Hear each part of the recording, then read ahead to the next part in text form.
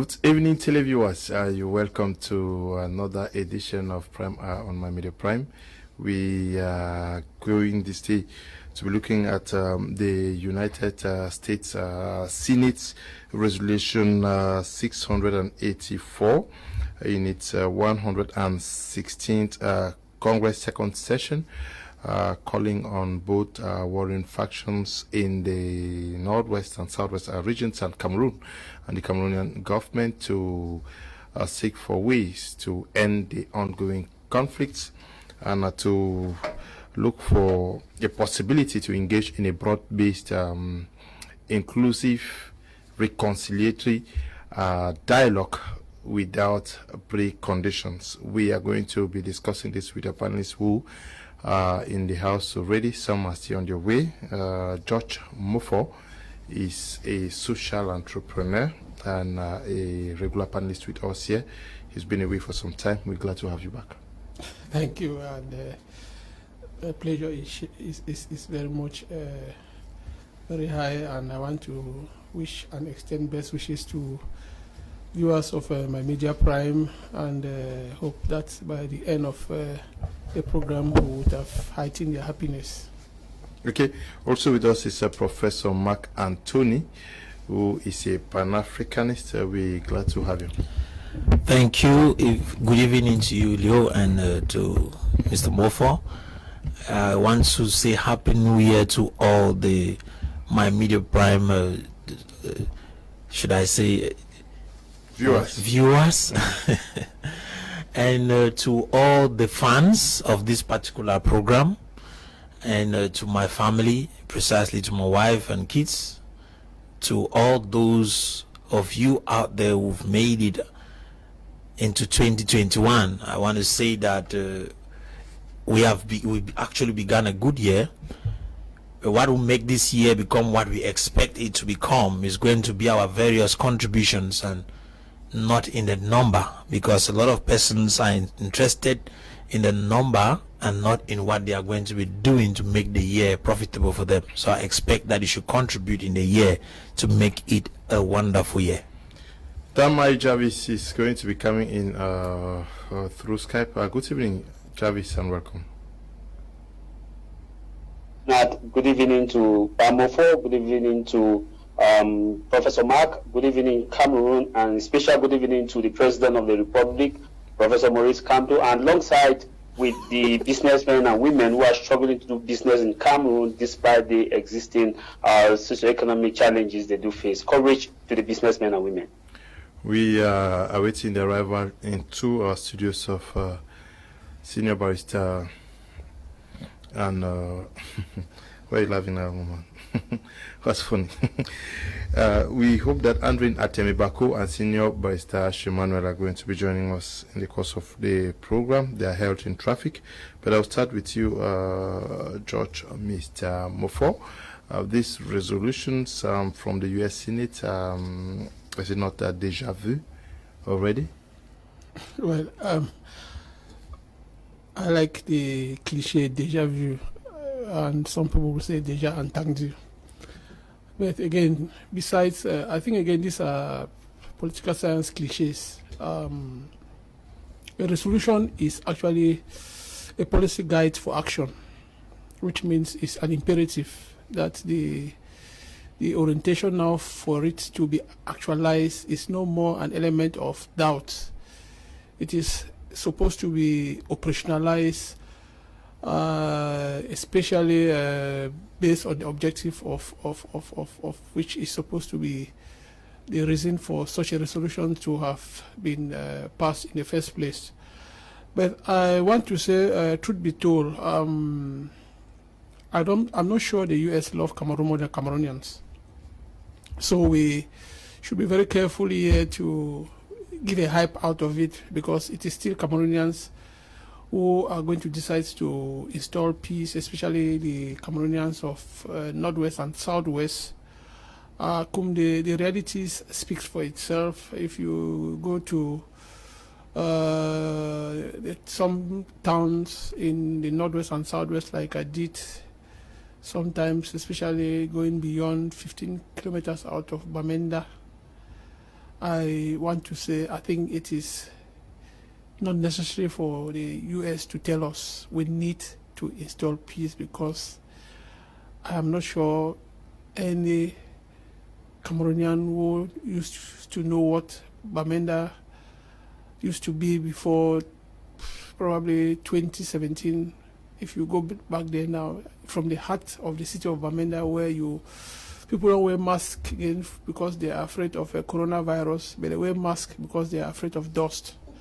So you still see the paradox. I think besides the US Senate resolution, there is no more time for us to wait for external influence to tell us that we need peace. The time is now.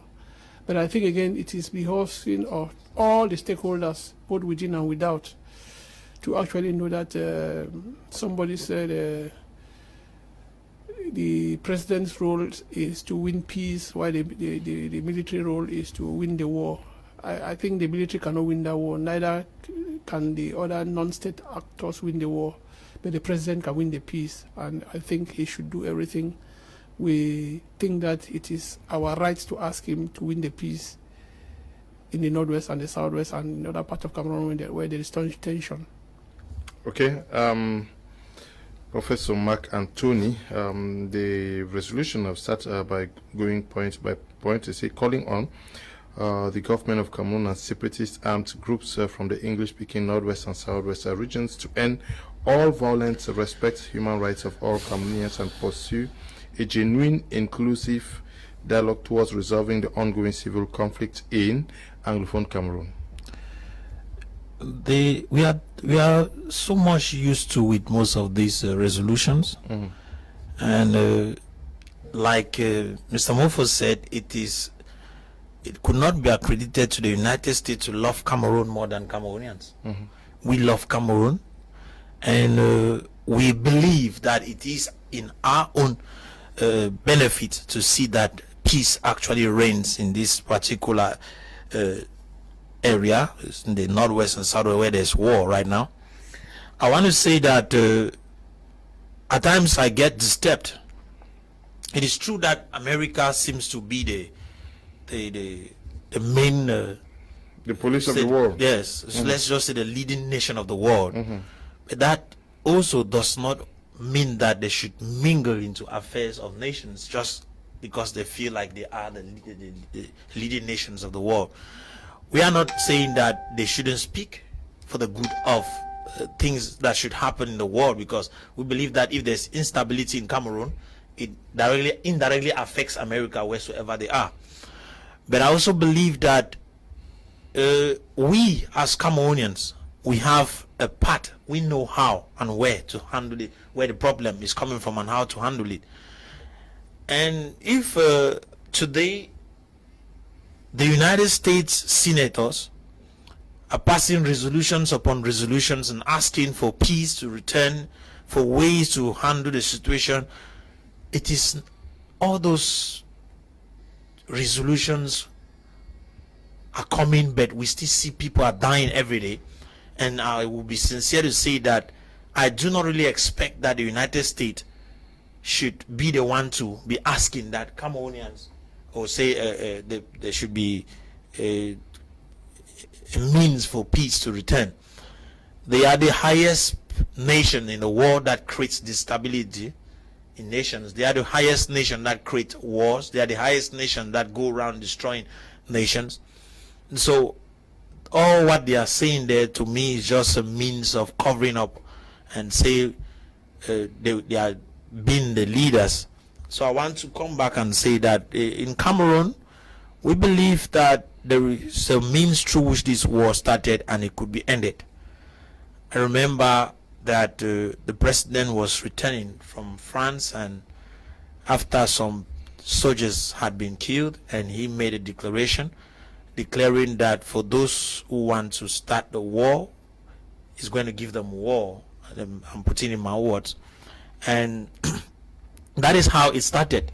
And so we also believe that this same person, the Mr. President Biya, has the capacity to stop this war by being able not only to follow resolutions from the United States, But he himself, he knows Cameroon, because if you look at the speech of the president at the end of the year, you discover that he's vexed with the situation that is happening in Cameroon. He's vexed with the various conditions in Cameroon. Though at a particular moment you want to see that he spoke as if he's coming from space, and considering the fact that he said that he limited it to the influence is coming only from external, where he said that it seems as if the problem we have is actually fired from outside. But I also want to believe that there are individuals inside that are behind. Who are fueling what is happening? Because of recent, just not to cut you short, Mr. Liu, of recent, we thought maybe things were coming down, and I saw some killings in Womb and in other places. So when you see that, you get to know that there are individuals right inside Cameroon who are busy making sure that peace should not return. So we should get to look into all that. And I think the president has the knife and the yam in dealing with that. Tamai Jarvis, what has been your reading of this U.S. Senate resolution of the 116th Congress second session? Kum, you understand that I agree with Pamufo and partially with Prof. Mark as far as the issue of interference is concerned about resolution of resolutions. The truth of the matter is that diplomatic language has a different tone it plays, and remember that diplomacy doesn't just it's not like an emotion that whether we like it or not. There's what we call principles guiding interference, and one of the things that you see the United States keeps on passing resolution upon resolution is because of the fact that there is what we call integrity of a state, and they take into consideration that that state is autonomous, and that state has its principles and its guidelines, and that state has a constitution that it must follow, and that president was voted to defend the constitution of that state. So before you interfere, you must have process or procedures that you follow.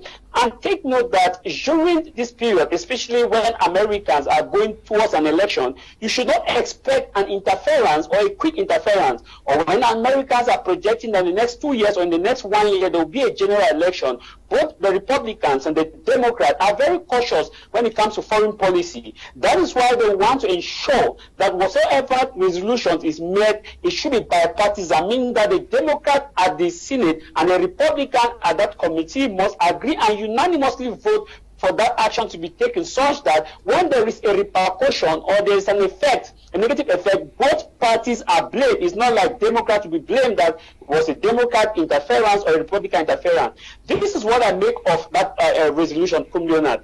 That resolution is coming to tell France, it's directing it to France, not to Cameroonians per se. Because if you look at the resolution, there is a part that states that France in itself has not played a great role in ensuring that this broad-based dialogue takes place in Cameroon.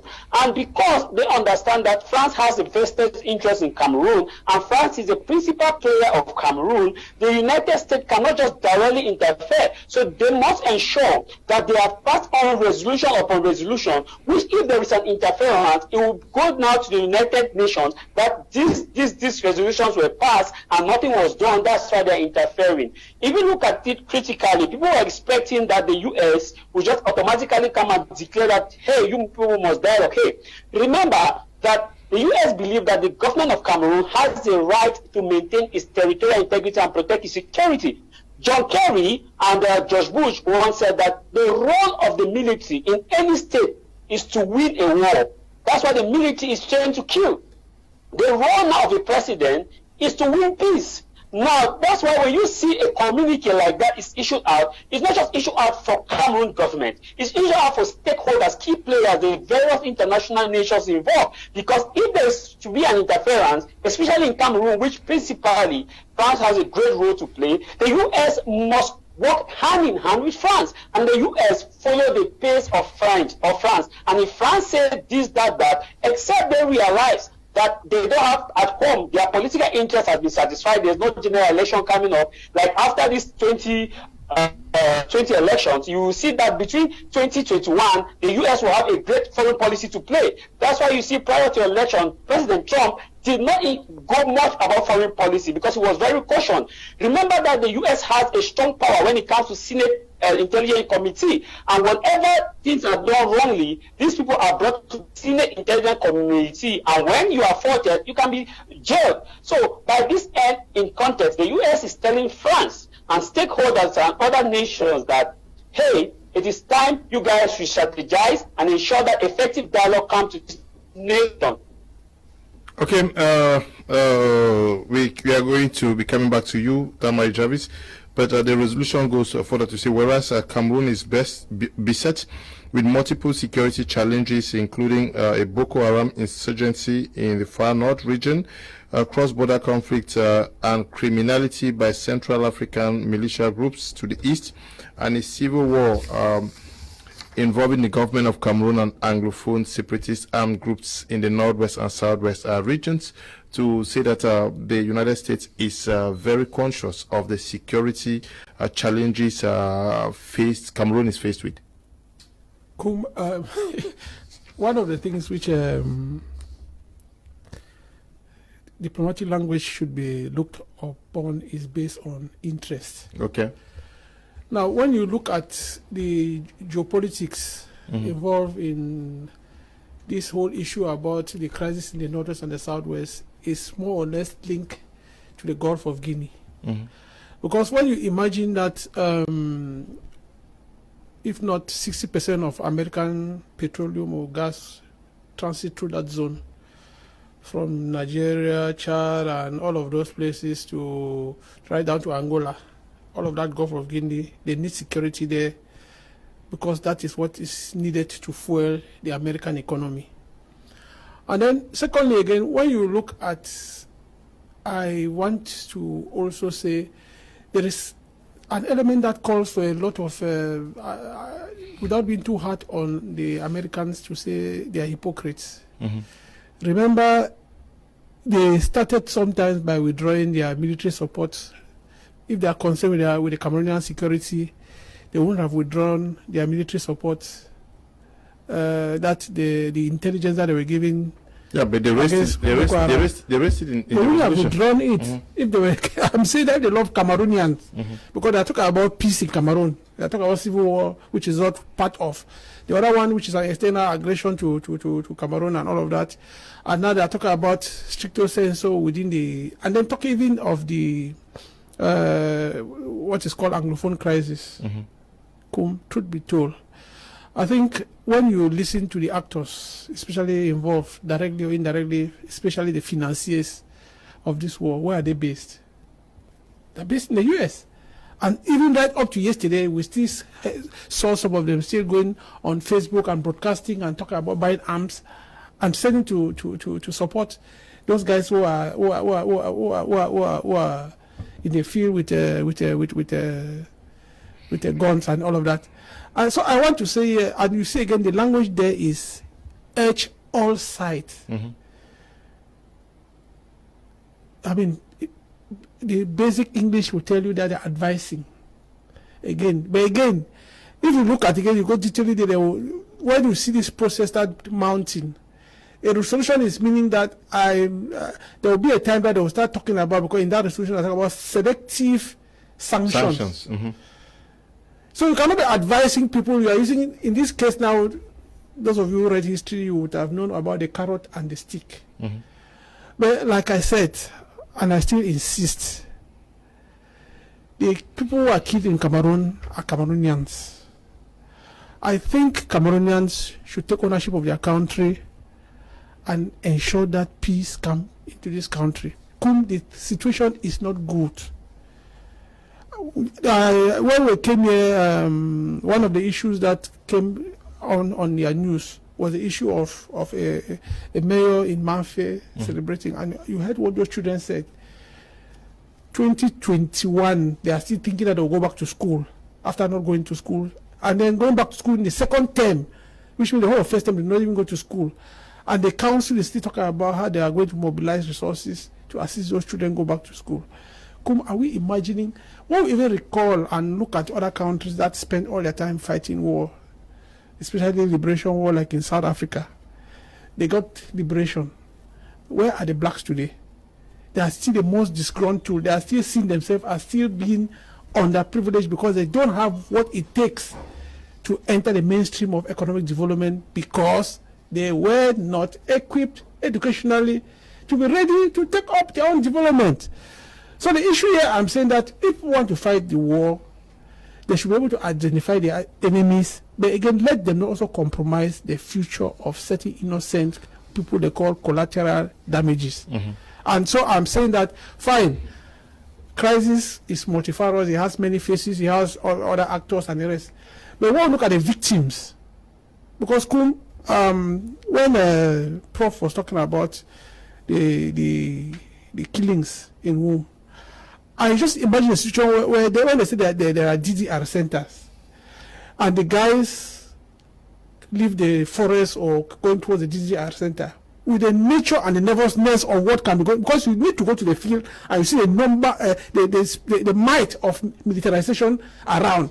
It tells you that at the moment you just see anybody who is suspected, the next thing that you should do is just to trigger happy and just because it's like first to shoot for those who were watching cowboy films before.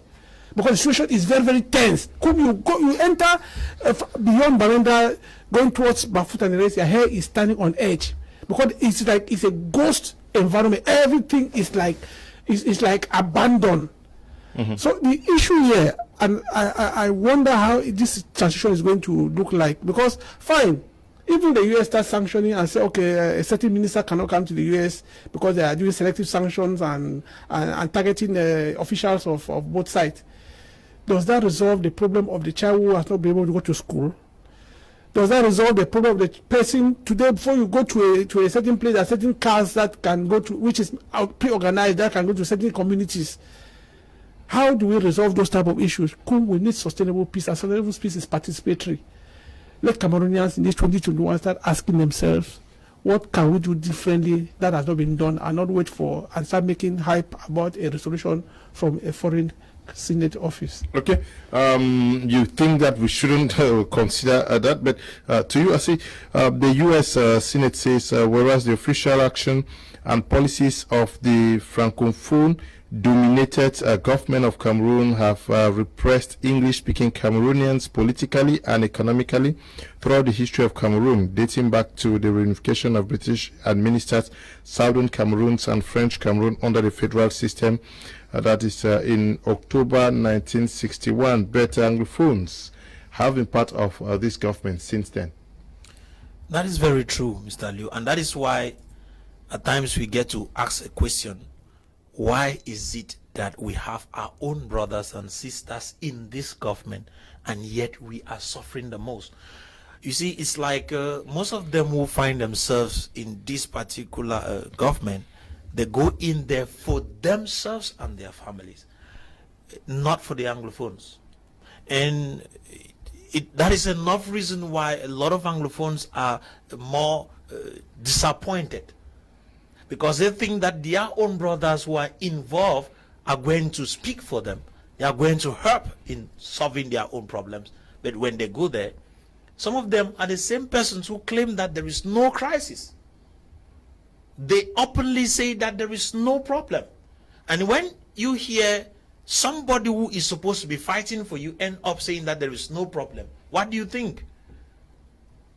And that is the reason why I think in this case, when the United States start pointing out that the Anglophone population has been actually marginalized since the independence of Cameroon, it is a point. But that is not enough. That is not what we expect.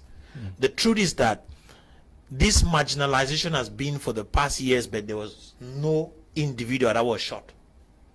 It is until when a group of hoodlums actually came up with guns.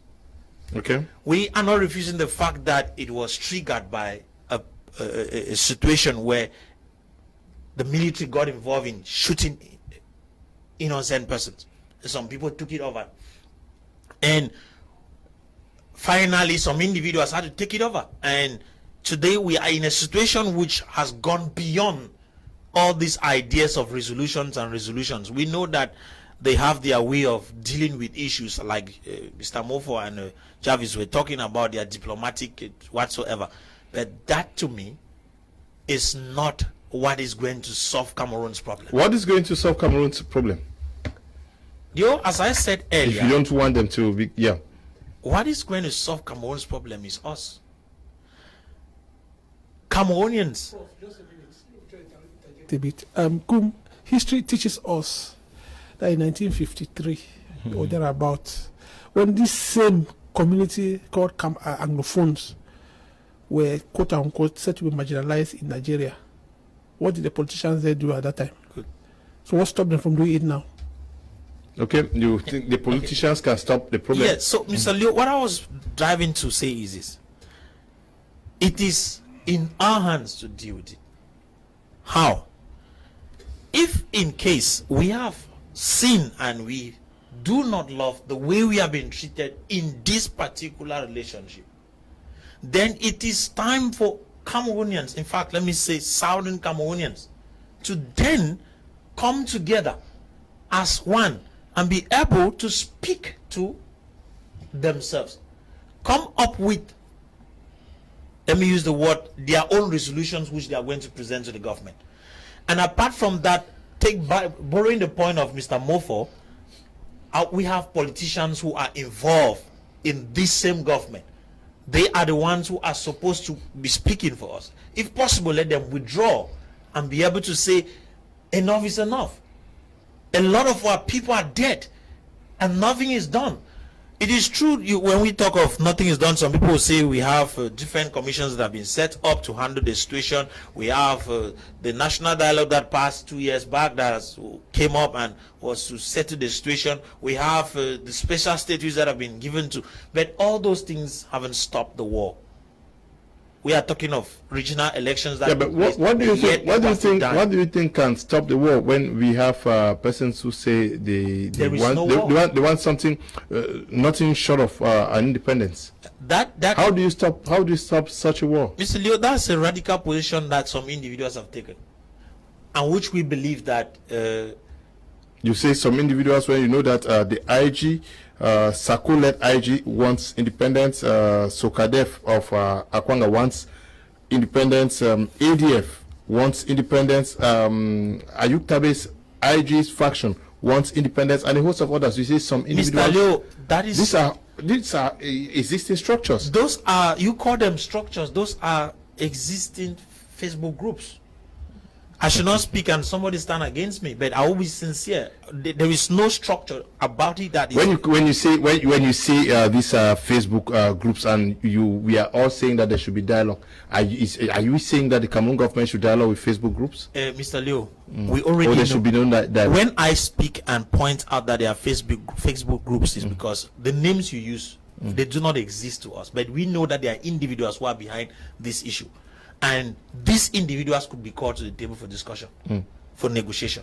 Okay. But as long as you call those names, IG, Sokadev, those are just names that people are creating in order to have an opportunity. But we are not behind those names. Okay. What we are behind is seen into it that our problem is solved. We are all Southern Cameroonians, we call it Anglophones.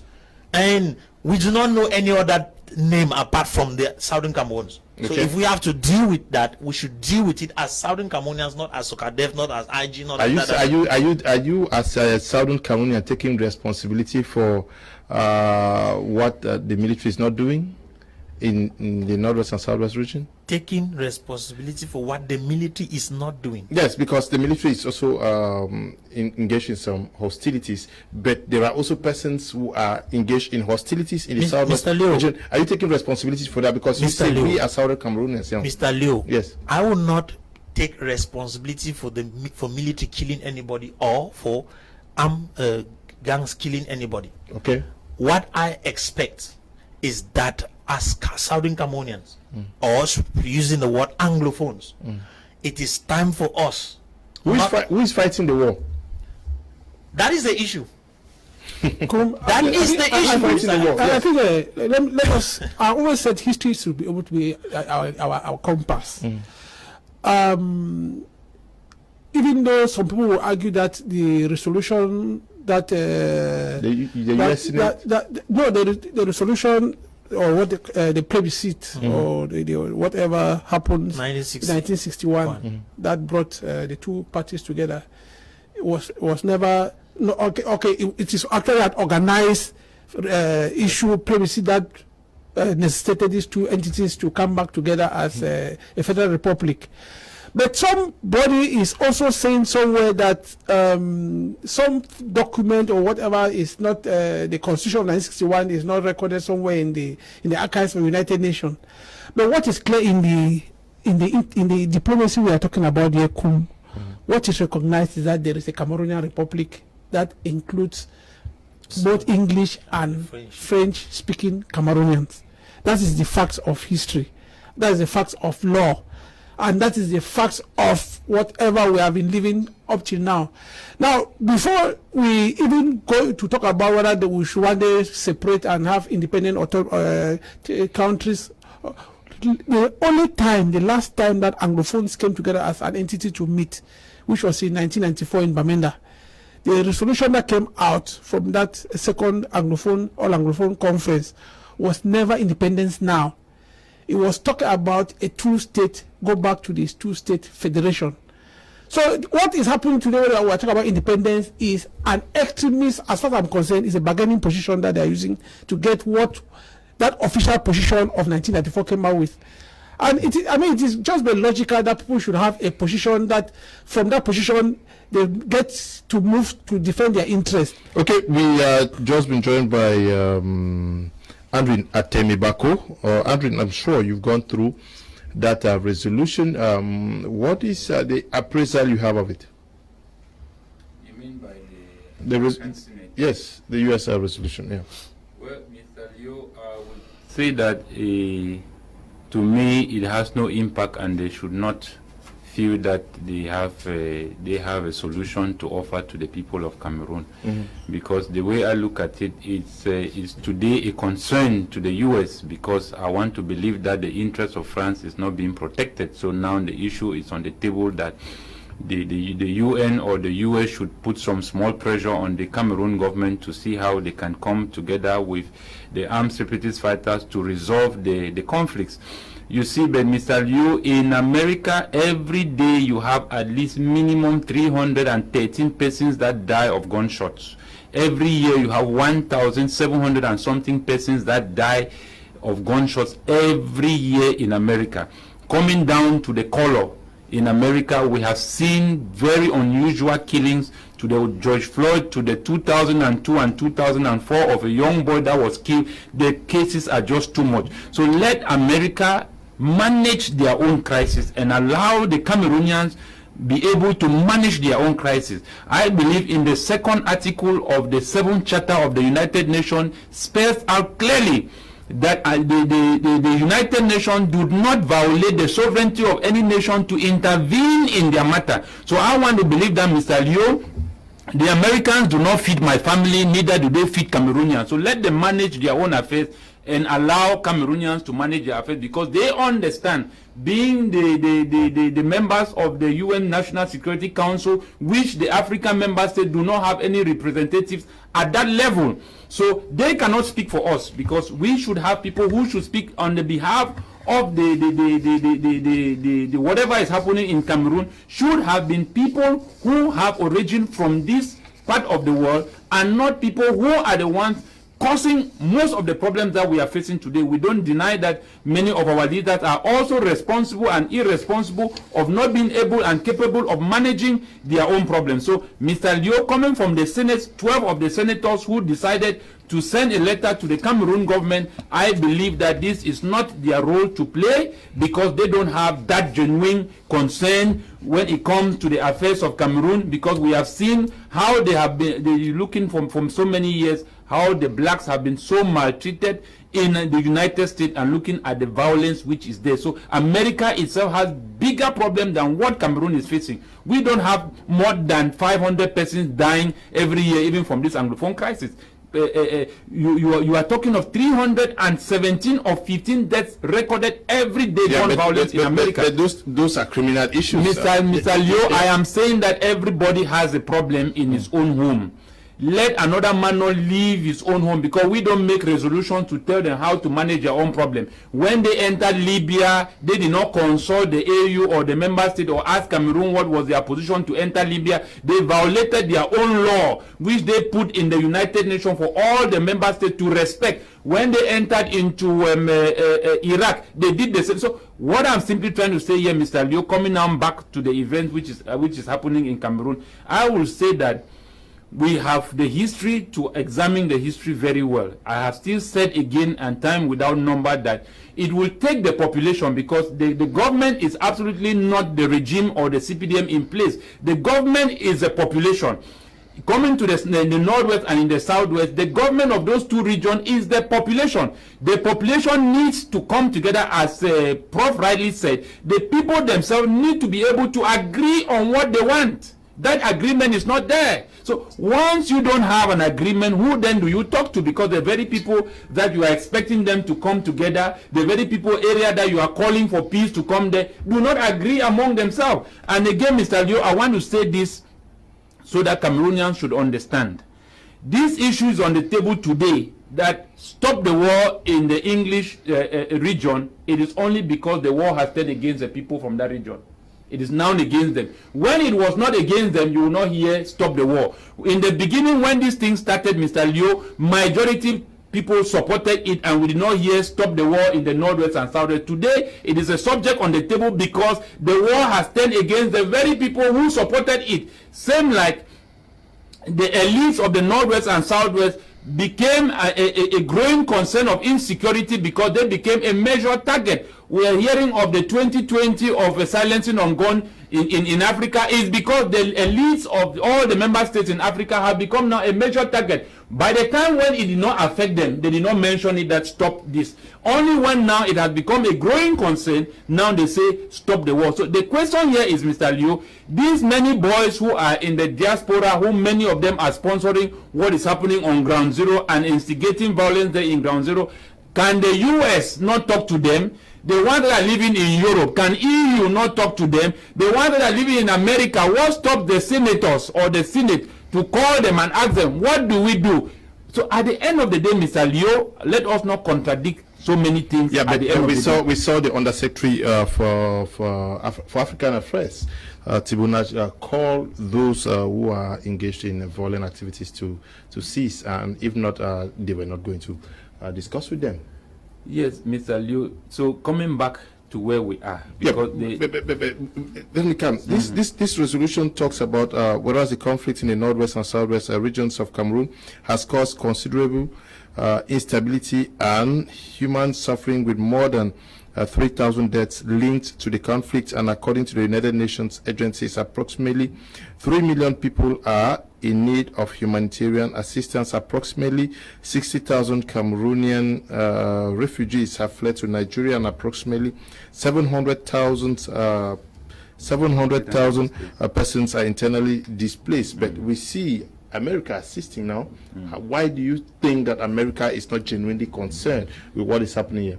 Mr. Liu, let us not be ignorant, because the way Africa seems to be functioning, it's like getting all the member states to work as a team has always been the challenge with the African member states. So it's easy to deal with us individually. So it seems as if now that they are talking about what is happening in Cameroon, claims as if they have a genuine concern with what is happening here, Mr. Leo. We have seen worse genocides in Africa whereby they stood by, watched, and did nothing. And even in that midst of all those violence, they took advantage of the situation and stole natural resources from Africa. Yeah, but they learned their lessons, maybe. What lessons did they learn, Mr. Leo? I remember permit me to say this, in 2006, I was with a Liberian who fled Liberia due to the conflict that was in Liberia, told me that the Americans that came to Liberia peacekeeping force remained at the shores of Liberian shores and were exploiting gold and diamond. Why the people in Liberia were there killing each other. So what am I saying here, Mr. Liu? We are not ignorant with what happens in all the other member states in Africa. The most recent case is the election that took place in Central Africa. Why was Russia sending troops there? Why was France sending troops there? Only because France has, these are players that are playing the same game, thinking that they have us at heart. When the president the former ex-president in Central Africa was ousted because he was not serving the interest of France, an election now is being coming whereby he's being sponsored by some other government to prevent the election from taking place. France sent troops to make sure that election should go through. The next question I want to ask you is that when Ouattara in this last election that he did in Ivory Coast, how many persons that when France was supporting Ouattara into power? So they cannot be concerned. They cannot concerned. Tamai Jarvis, I don't know whether you buy the position of Andrew Natem Bako, but when you look at the rising figures, 3,000 deaths, 3 million people are in need of humanitarian assistance, 60,000 Cameroonian refugees have fled to Nigeria, and approximately 700,000 persons are internally displaced. Are these not reasons enough for the international community to be concerned and very worried? Mr. Liu, you understand that when it comes to the principle of intervention, humanitarian or humanitarian crisis is what triggers intervention, and there is a scale in terms of humanitarian intervention. There is what we call the 5-Likert scale. The 5-Likert scale, as far as international community is concerned, is that they weigh it in terms of one. The one is how many people have been killed. 2, how many women and children are in need of support. 3, how bad is it going to affect the regional stability of that environment? That is it going to affect other countries that they have vested interest in? 4, those countries, if in case the instability persists, are we going to have terrorist movements that will come and implant themselves and plan attack to come and attack our different countries?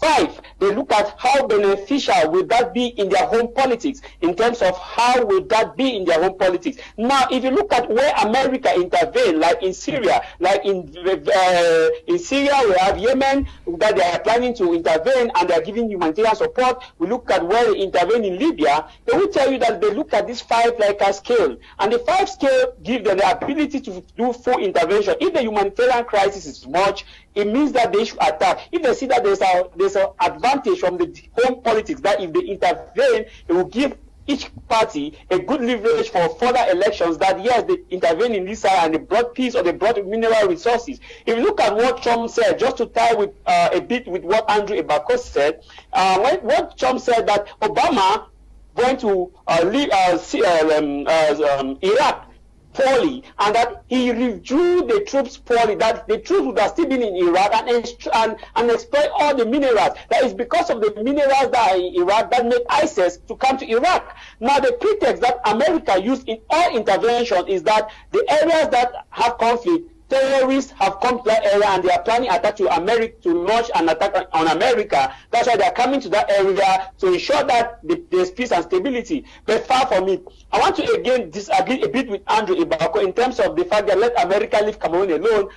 America did not invite themselves into the conflict. Cameroon invite America to the conflict, because if we had handled this crisis well at the beginning, America would not have been a stakeholder. And Andrew Ibako raised an issue that why is it that America cannot withdraw or take all those activists who are abroad, who they're responsible, and question them? The truth of the matter here is that America is leaving those people as a leverage to buy their position in Cameroon. Because if America intervene and remove those people, that they have not consolidated their position, they are not interested in Cameroon. They have American businessmen and women that may want to establish businesses in Cameroon. They have military operation that they may want to establish in Cameroon. Just if they carry out this action now and punish all those who are abroad instigating this violence, it will not give them that position to want to impose themselves in America, or as far as regional interest is concerned. That's why those people in America, they are kept there as a bargaining chip in terms of, if France has to come to the table, America will say, okay, France will give you this set of people and you will have to agree with us that we have this in return. So we give you these people, you will have this in return, and that's how it's settled. So that's why you see those people being in America purposely violating this, some laws as far as humanitarian conflict is concerned, but yet America allows them because it's for a purpose, it's for economic influence. The bourgeoisie tells the government, keep these guys here. When you come to establish business in that country, who want to go there and give them as a bargaining chip. America will tell you, hey, this is so and so company and industry want to establish in Cameroon. We see that there's instability. We will give you these guys, and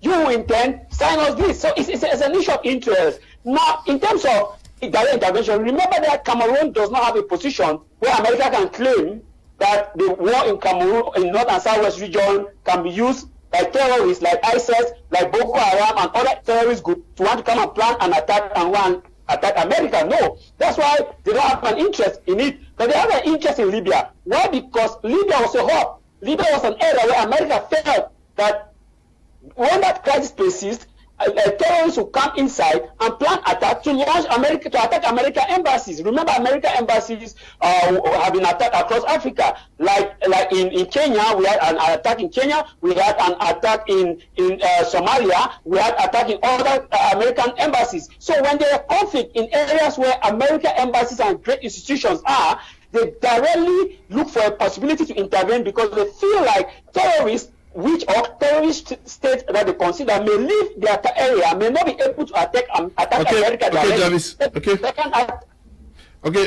Jarvis, good evening, my beloved Cameroonians, and Happy New Year to all, most especially to my ex-principal, Mr. Zephaniah Nek, and Mr. Ngwacham Edwin, all from Batibu, writing from Loom. Good evening to you. Happy New Year to you, Mr. Leonard, and the panelists in the studio. To end the Anglophone crisis, President Biya should resign the order he declared to the Anglophones in the military. There is what is called a chain of command, and President Biya is the commander-in-chief. Until that declaration is made by the president, the military will continue their killings as usual. Raymond is writing from the United Arab Emirates. Good evening, Mr. Liu, and to all in the studio. It is Annabelle from California, USA. This is the best program in the world. I can't miss it. Mr. Liu, the new man who just joined, okay? Ibako is not a Pan-Africanist. Annabelle, good evening to you. Now, George, Mr. Mofo, whereas the Department of State 2019 country report on human rights practices for Cameroon cited significant human rights abuses for security forces and separatist armed groups in Cameroon, including unlawful or arbitrary killings, forced disappearances, torture, arbitrary detention, repression of fundamental rights, and violence against women and children. Both sides are faulted here. Yes, and that is the reality. I just told you, if you go to probably most of the villages, you will discover that either you see very young children or very elderly persons who are just like stuck because they don't know where to go. You ask yourself, where are the young persons, men and women?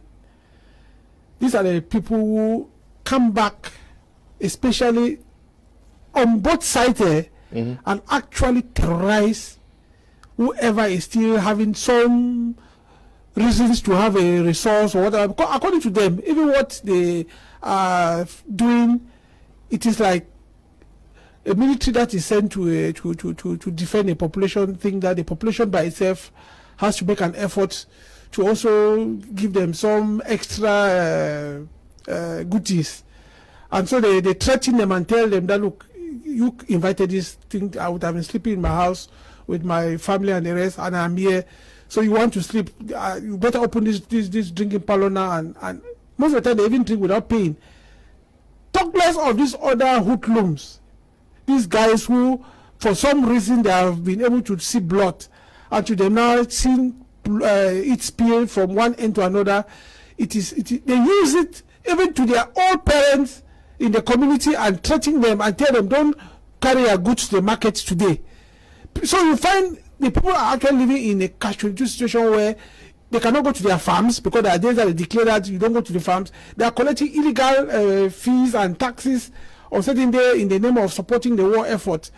And when we talk about all of this and even inviting these guys who are talking about the solution, have you ever, in your quiet moment, ask yourself, what is the American official position vis-a-vis this Anglophone crisis?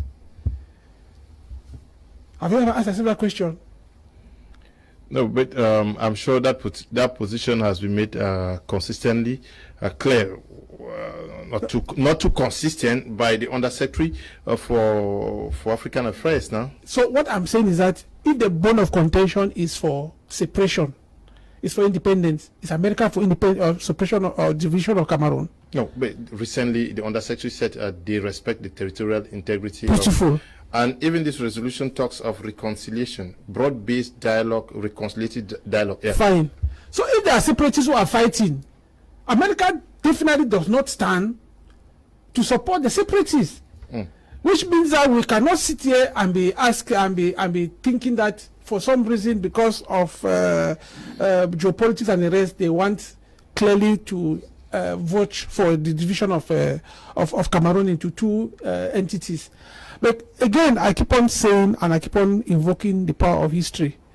You know, when Mobutu had stayed in power in the former Zaire for a very long period, and this same arm with Kabila and his groups, where they invaded from Rwanda or from wherever, and this is how it started, and that civil war entered into Zaire. America came in again because they were the ones who propped up Mobutu to become what he was at that time, as one of the greatest dictators of our times. And then they started also using this same type of double speaks, asking Mobutu to reconcile, to call them to action, to do all of that, and see the way Mobutu ended up dying like a puffer. So we should be very, very careful thinking that America can love Cameroon more than Cameroonians. That does not give leverage to any person, especially a civilian, to think that he can be able to say that they want to shoot all the military people to install another state, that you actually see the evidence that's actually going on there, that these are people who cannot and will not be able to live with the realities of managing a state. Talk less of using diplomacy and all of that. Listen to all their rantings, listen to all their declarations and all of that. They are first of all not united. You were calling a series of groups there and all of that. The fact that they are not even legitimate in terms of even garnering the broad-based support of the people whom they are claiming to be fighting for, among themselves, there are daggers drawn, they are quarreling. So you start asking yourself, now that you have not even gotten the booty, you start fighting amongst yourselves. Then by the time you get that booty, are we not going to have a scenario? Look at, going back to what has been termed today, Democratic Republic of the Congo. Up to today as we speak, Mobutu died some 10 years ago. They are still in civil war. So let us be very, very clear about this thing, and let history be our teacher to enable us know that we have communicated. And let me also say something to reassure us, because most of the politicians who were ignorantly thinking that what was happening was just a group of disgruntled, unemployed Cameroonians and all of that, a lot of them now, they are coming out with the reality to also understand that they have to also register their name in the positive side of history. For the first time, there's a ministry that used to have in one of its inspectorate in the central administration, 11 inspectorates, and there were just one particular position that was always given to an Anglophone, what we call somebody from the northern and southwest. But because an Anglophone today became a minister 2 years ago, and decided not to restructure that particular, and say that the merit of all of this should not be based on because you are from one country and another. Nobody was assigned to a particular position, and today we have in that position 3 English-speaking Cameroonians. So what I will say a lot, let us also, like people who are talking now, challenge some of those people that and remind them and engage them that if the head of state has given you a particular position, it's also that you should be able to redistribute the wealth of this country to go back to your community. Okay. Hello, Mr. Liu, and good evening to you all in the house. So all we need is the war to end. Okay. Esther, good evening to you, writing from Kumba. Good evening, Mr. Liu. I'm Aiden Vioff, watching you from Halifax, Canada. I always find time to follow your program. Even when I am at work, I love your program. Continue to do this great work, and God will bless you. Thank you very much, Pastor Bache. Mr. Liu, happiest New Year to you and your panel. The USA has passed some resolutions as the world leading power, but guns keep entering and people are killed every day. Here are my own resolutions. Accept that there is a problem. Talk God before talking to the people. Always take the first step to solve the crisis by, be you senior or junior, sympathize with the people's feelings. Confess your part of the conflict. Attack the problem, not the people. Cooperate as much as possible. Emphasize on reconciliation than resolution. Let's try this as Cameroonians. From Pastor Bache Ruben. Kum, writing from Kumba. Good evening to you, Pastor. Good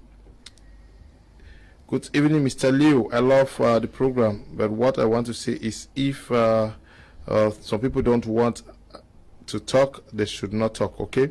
Good evening to you. Now, we have just been joined by your senior barrister, Ashu Emmanuel. I'm sure it's traffic that kept him all this while. Good evening, senior barrister. You have the document with you. It's calling on both sides to consider the situation of the people who are suffering and to see how they can reconcile their differences. Good evening, Mr. Liu. Happy New Year. Yeah, thank you. Good evening, Prof. Happy New Year. Good evening, fellow panelists. Good evening, good people out there. Well, once in a blue moon, we have this type of good news coming from Uncle Sam's country. And I hope that this time around, people who thought that civil war that has been plaguing our region for 4 years and counting will have to stop. Mm-hmm. Because this one is clearly a roadmap that the incoming administration may have to follow. And any person who wants to play, well, will have but himself to blame. Like you rightly said, the American Senate has made several recommendations inside this resolution and specifically instructed the government to make sure that all those who indulge in the violation of human rights in southern Cameroons or northwest and southwest regions should be brought to book, should be identified and brought to book.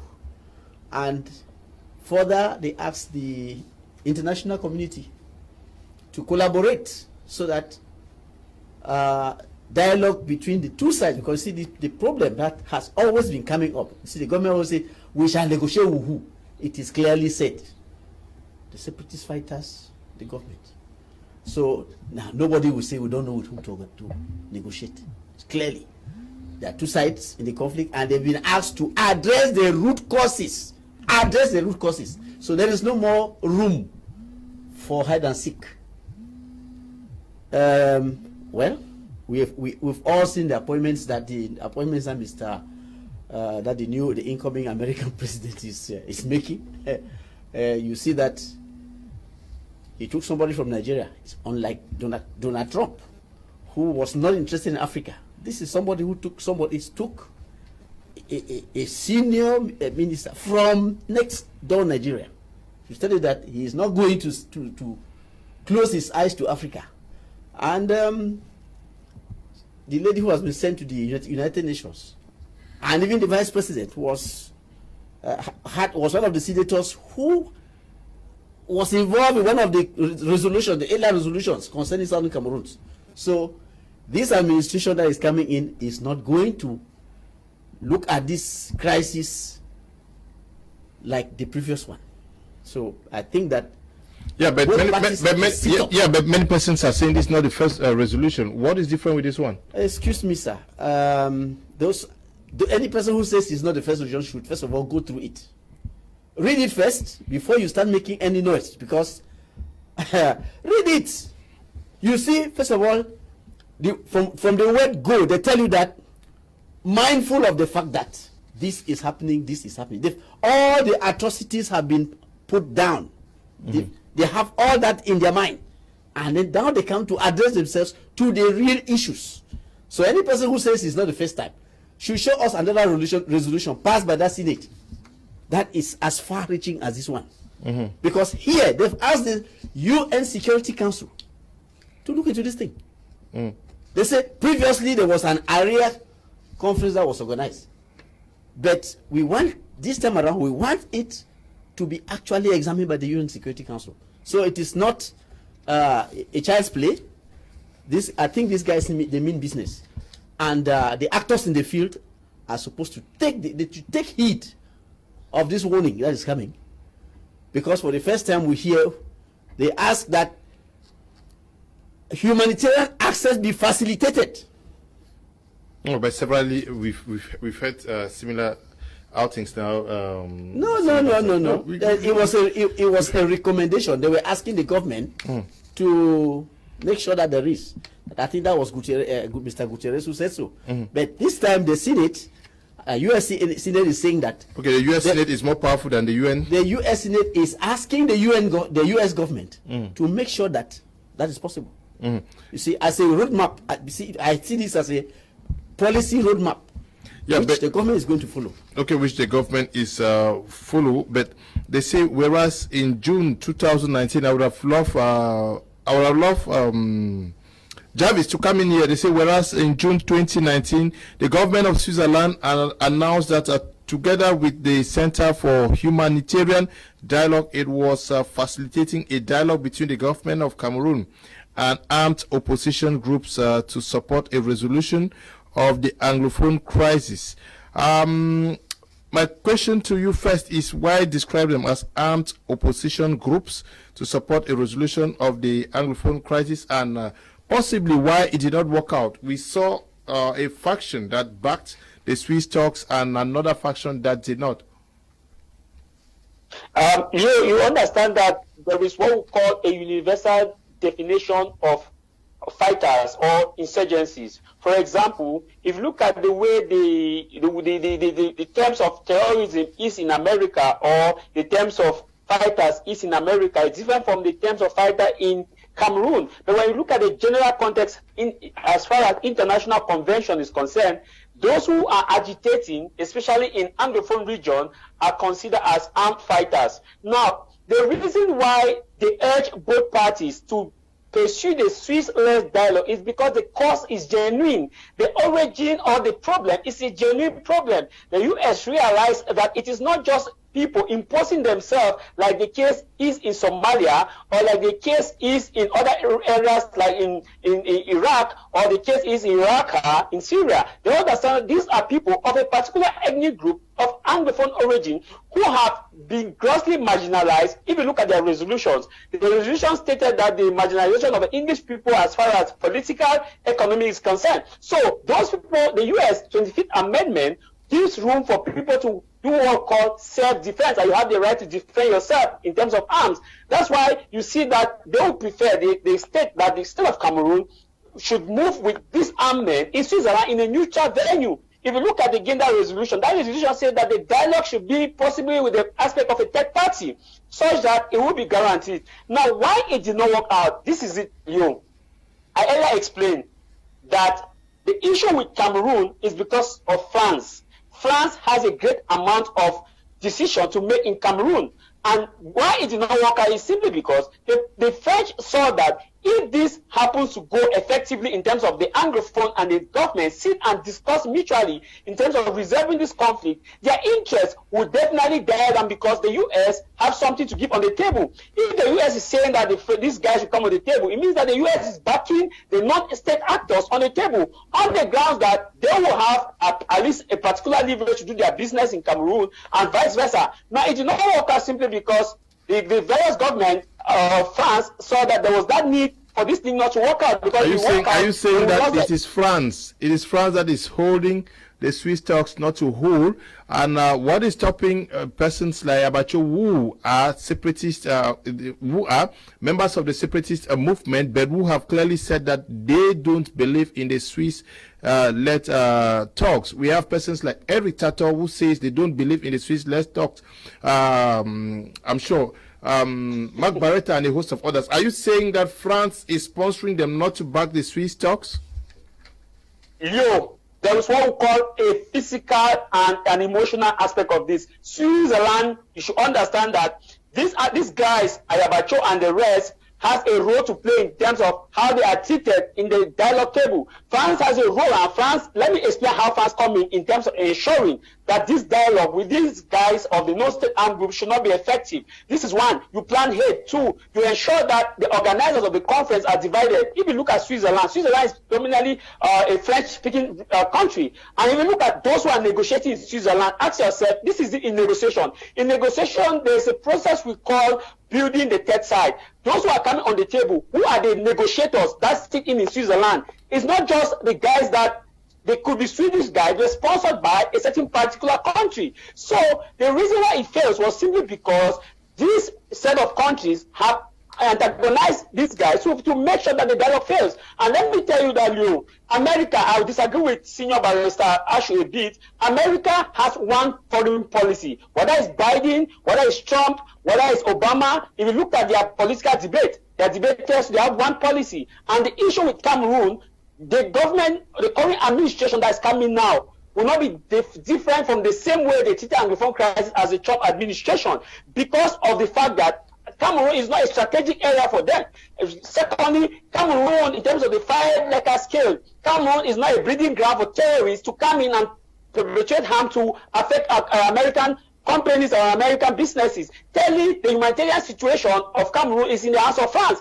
France has a direct colonization of Cameroon. So you will not expect America to want to treat Cameroon the same way they treat other nations. Look at what happened in the protests in Nigeria. The U.S. gave Britain the sole arm to take decision. As far as a country was unanimously or directly colonized by a country that has a veto power, when it comes to interference from another veto power, it takes time, it takes procedures, and they don't just react spontaneously. How did they intervene in Libya? Libya had no form of central control in terms of the veto power. France gave the green light. So France joined America. France was the first to launch an attack in Benghazi. So America followed. It was not like America launched the attack before France. You look at, there's what we call that mutual agreement. Before that is done, France and America sit behind the scene and discuss about their interests. This is my interest, this is your interest. I give you these guys of the no-state armed groups in America, then you give me this certain portion of business to do in Cameroon. If France agree, US agree, the Swiss talk will hold.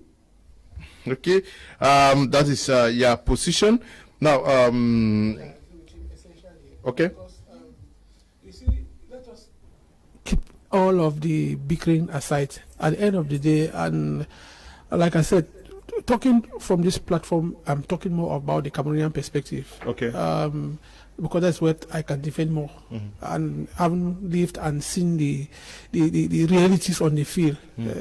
All of these other persons, whether be the Swiss, Americans and French and the rest, these are persons who will never ever love Cameroon more than their own country. So the first thing is that they have an interest in whatever they are doing. You remember, even the same Swiss ambassador in Cameroon has gone to the presidency and has actually made public declaration on what is actually going. But they have not been able to buy over the officials of this country in terms of really, you see pushing for this. Yes. But they were reinvited to Cameroon now. Of course, that's what I'm saying. But there's something that is not.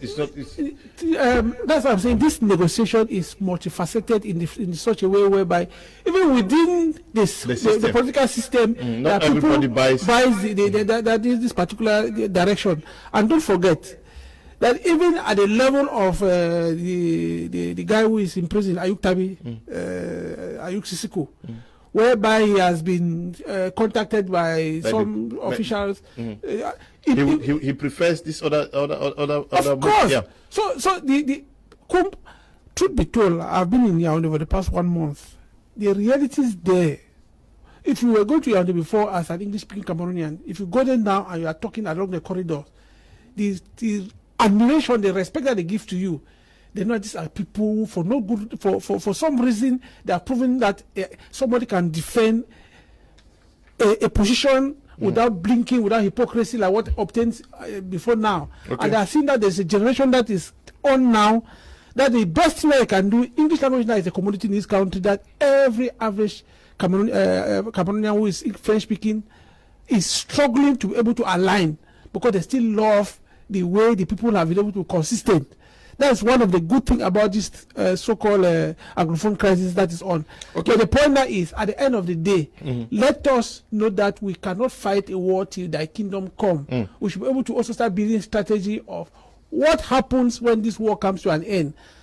These people that we are now disfiguring and not letting people go to school, what is going to be their position? Okay. Good evening, Mr. Liu. Happy New Year to me. Talking alone won't help or solve the problem. What we need is a positive action that will bring this war to an end. Lives are too precious to be wasted. Eva is writing from Kumba. Happy New Year to you, Eva. Prof. Mark and Tony, they say, whereas though a major national dialogue, whereas in September 2019, President Biya hastily announced a major national dialogue chaired by Prime Minister Ngute from September 30th to October 4th, 2019 in Yaoundé to examine the ways and means to respond to the deeply held aspirations of the populations in the Northwest and Southwest region. Whereas though the major national dialogue led to some concessions by the government of Cameroon on broader democratization issues, including the release of some political prisoners, including the leader of the Cameroon Renaissance Movement, Professor Maurice Kamto, and some of his associates after 9 months of detention. Is that where they find a problem? That the major national dialogue was deeply held aspirations of the population in the Northwest and Southwest region, but a resolution immediately after was in favor of the release of Maurice Kamto. You see, Leo, when we are looking at that particular dialogue in the first place, I like the word they used. It was hastily taken. And that particular dialogue, to me, actually had no effect, because it was not... some people claim that it was a dialogue that was meant to solve the problem. But from what I discovered is that that particular dialogue was meant to handle national problems in Cameroon. In fact, was a dialogue that was organized to deal with Cameroonian problems, not just the Anglophone problem. The Anglophone problem only came in as a side problem. But I think that from what the American resolution is asking, the Cameroon government needs to organize a dialogue that is particularly to deal with this crisis, this particular war that is taking place in the Northwest and the Southwest. Because in relation to the issues on the ground, when you look at it, immediately after that dialogue, Kamto was released. Yes, so I can accept with them that in that case, it was a problem that was used in handling national problems, not the Anglophone problem. Yes, from that particular dialogue, we ended up having what we call a special status handed over to the people of the Northwest and Southwest, which to me, that particular special status is not the solution to the problem. So if we are supposed to go talk about peace, I think not hitting so hard on the American resolution, because like I said earlier, from a Pan-Africanist position, I do not buy with any foreign intervention. But I believe also that if we are going to, if the crisis is going to actually be solved, and we have peace return, the Cameroonian people, and precisely the people from the Anglophone section of Cameroon, we need to come together. At this particular moment, I started saying something. I said, these guys are so separated that at the end of the day, we have a problem on how to deal with the issue. You call SCAF, you call, I remember you called the ADF, IG has two factions. Ayuk Tabe led and Sako led, Sukadev led by Akwanga Ebenezer, ADF led by Chu Ayaba, and host of others. Yeah. So that is where we already have a problem, Mr. Liu. If these factions cannot unite. Let's say even if they do not want to come and say, okay, we are standing under one, let them form a coalition, which is going to permit them to have a strong position to negotiate. Because you can't be talking with the people whom you don't know exactly who is who. Yeah, because this one will stand, the next day this one will be against, the next day this one is standing against. So at the end of the day, we do not have a position. So I am expecting that if they really want to solve the problem, because from my observation, some of them don't want the problem to be solved. They want to use it as a means to make their wealth. And they have already been doing that. So if they really want the problem to solve, then it is time for them to come together and form a coalition that will permit them to be able to talk along with the government and with whatever body that is going to come to negotiate. At this particular moment, nobody will be willing. I don't think the Cameroon government will be willing to talk to a group of persons from different corners. That's why I told you, those at a particular moment we cannot claim that is a structure that is established. You call it IG, you call it AD, you call whatever name. We cannot claim that it's a structure that is established. At this particular moment, those who are onlookers will be looking at it as faction groups that are existing only on Facebook. But we believe that these people are on the ground. And if they have to make their voices heard, then they must form a serious coalition. Let them work as one, not divided. And working for the benefit of the people, not for themselves. Because a lot of these guys already fighting are fighting even against their own people. If you see the people on the ground actually rising up and saying, no, enough is enough, we do not want this thing anymore, it's simply because you can't claim that you are fighting for people and then you are at the same time chopping some of their fingers. You are at the same time killing some of them. You are at the same time doing... Some people will say that those things will come during war. But I will be sincere to say this. You can't be fighting for people and then harming them at the same time. Okay. So they should re-strategize, look for a way to come together and look for a better way to deal with the issue than keep on fighting themselves and claiming that they are fighting for us. Okay. Andrew Natemi Bako, they say, whereas France maintains considerable interest in Cameroon, including significant economic and security operations, but has not adequately used its influence to stem atrocities committed in the Anglophone regions or support stronger international action to seek resolution to the conflict. Are they outrightly blaming France here? Mr. Leo, if France is to be blamed, I think that the people who blame France also have a point, but we also need to have ourselves to be blamed, because most of the problems are not only caused by the West. Some of the problems are also caused by us, like where we are today in those two regions. It is of our own making. The monster we have created there, we have become victims of our own making. So let us be honest if we are going to make a way forward.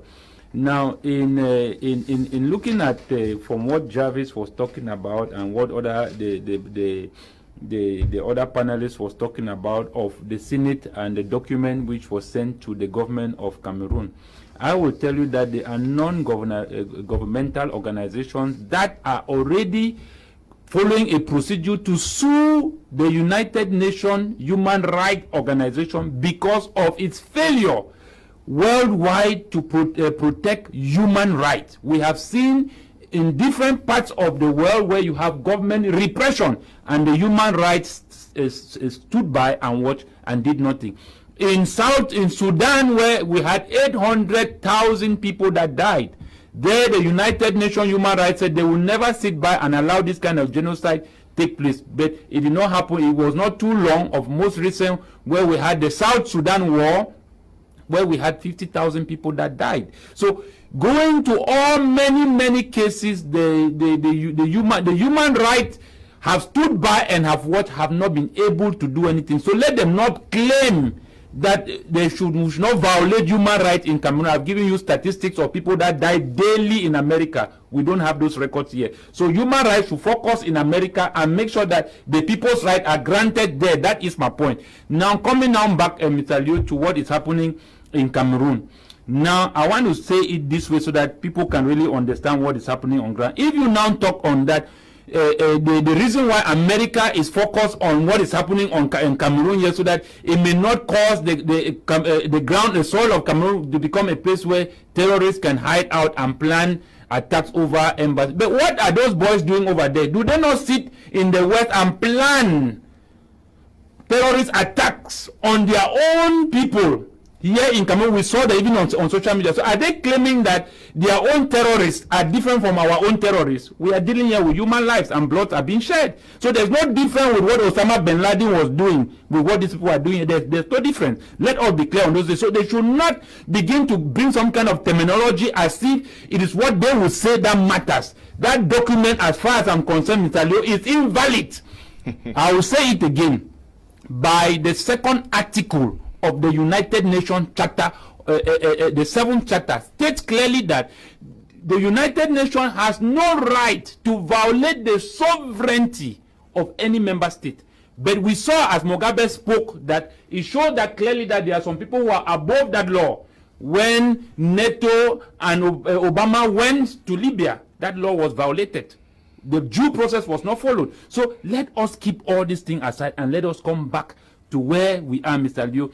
Talking about the root cause, if they are stating in that document about the root cause, do they not know that Cameroon does not own a currency and it is using the French CFA? If we are going back to the root cause, you should understand that our problems are being created from our history. And the history is, in those days, France was busy signing treaties with our kings and our chiefs to sell out our land, and those treaties lasted for so many years. And Cameroonians must understand that that is where the government is been trying its best, as I've seen as a political analyst and a Pan-African, and that is the only time, Mr. Liu, I will tell you that when an international document like this comes, I will defend my state.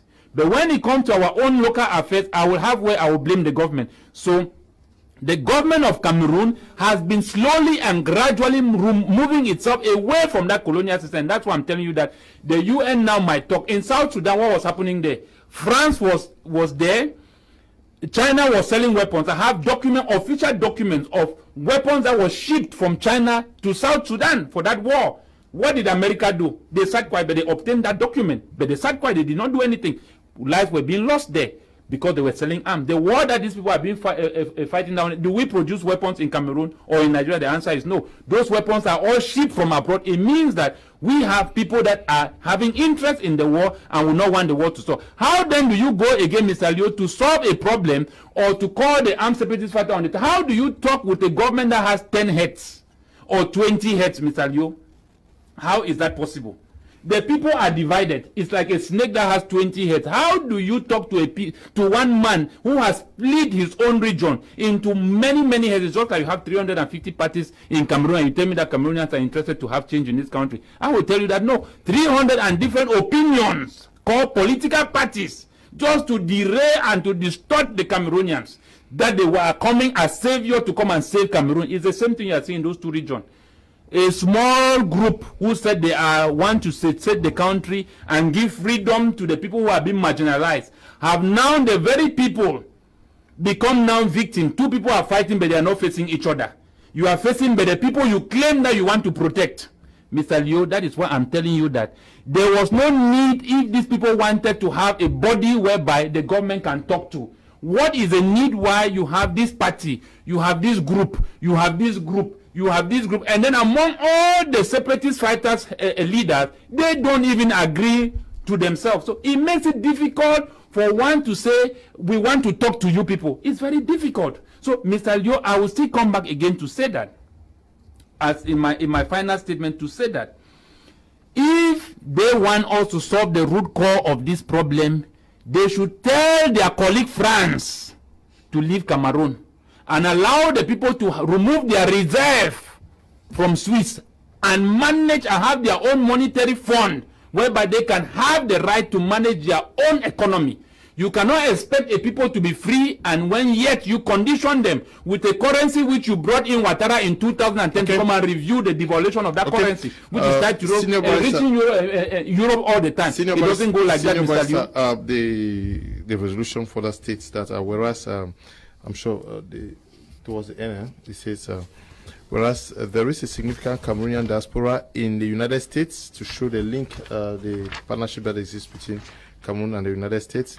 And Cameroon is a long-standing security partner and aid recipient of the United States, participating in the Trans-Sahara Counter-Terrorism Partnership led by the Department of State, and in United States supported efforts to counter Boko Haram and the Islamic State of West Africa, both of which have mounted terrorist operations in the far north region of Cameroon since 2014. Now, therefore, be it strongly condemns abuses committed by state security forces and armed groups in the northwest and southwest regions of Cameroon, including extrajudicial killings and detentions, the use of force against civilians and non-violent protesters, torture, rape, kidnappings, and other forms of violence against women, and violations of the freedoms of press, expressions, and assembly. Urge all parties to Anglophone conflicts in Cameroon, including political opposition groups. That is, they want the problem to be solved, not as an external issue, but as a Cameroonian problem. Mr. Liu, thank you very much. I guess because I came later, I was not able to follow up.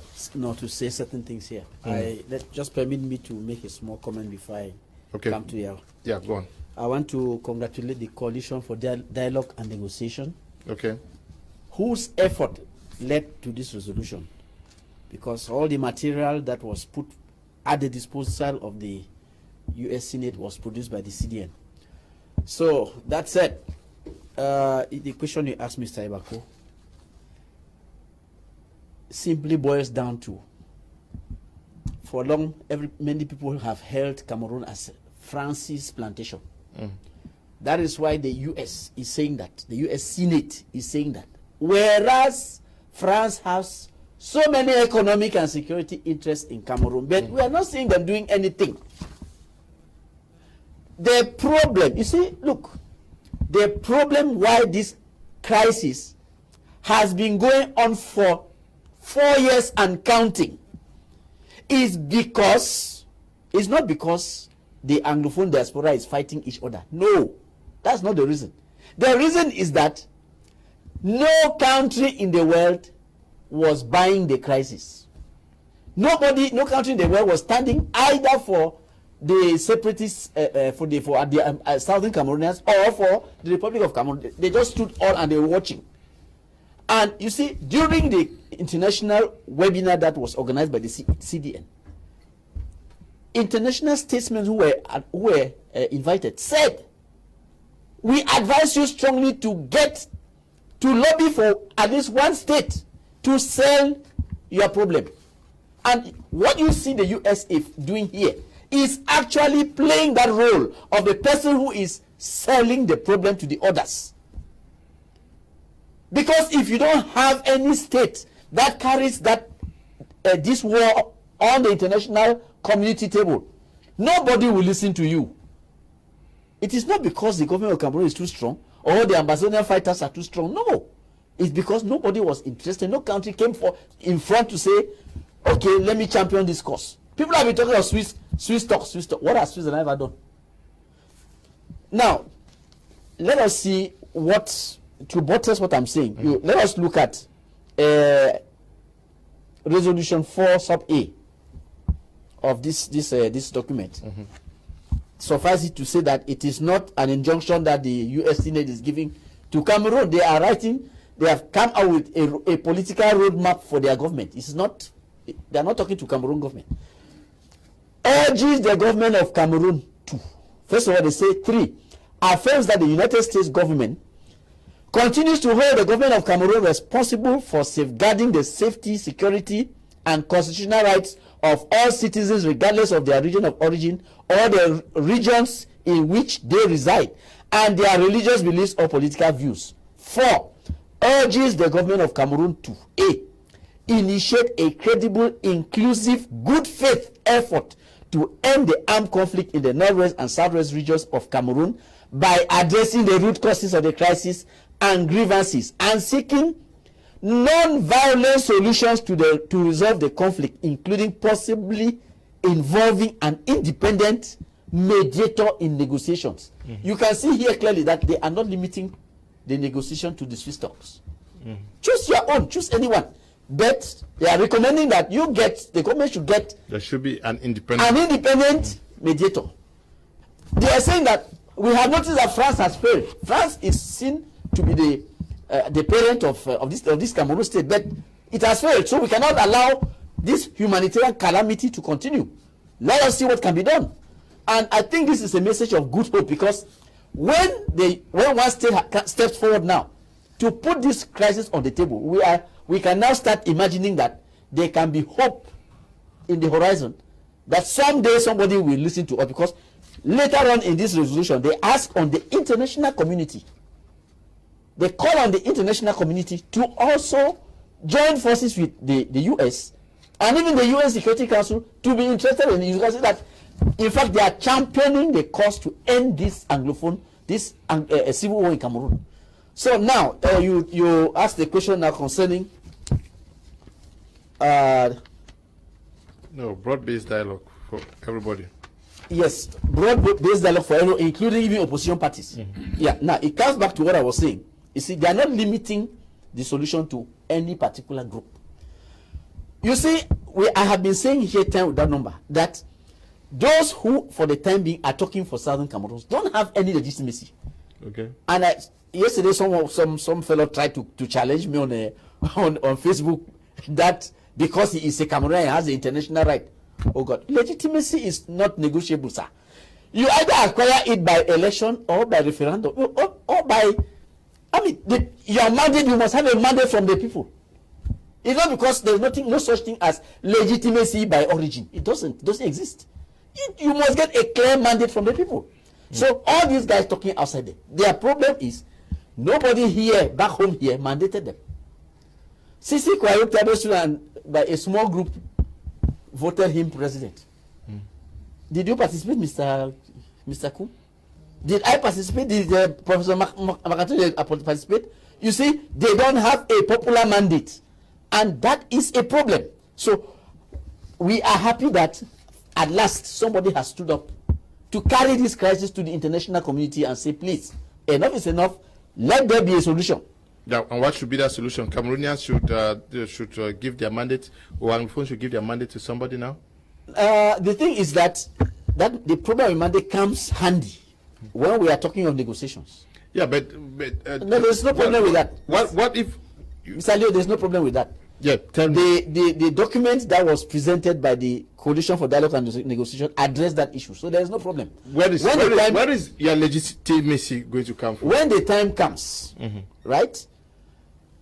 Either there will be a referendum wherein the people will choose their representatives, or some other mechanism can be worked out, like all those groups that are working. If the population says, okay, we accept that SACO should represent us, or SACO and TCQ should represent us, or the even three, because that's one of the mechanisms that the CDN evolved. They said, okay, we can take them in series. We can take 3-3 to manage a triumvirate that can manage for about 6 months.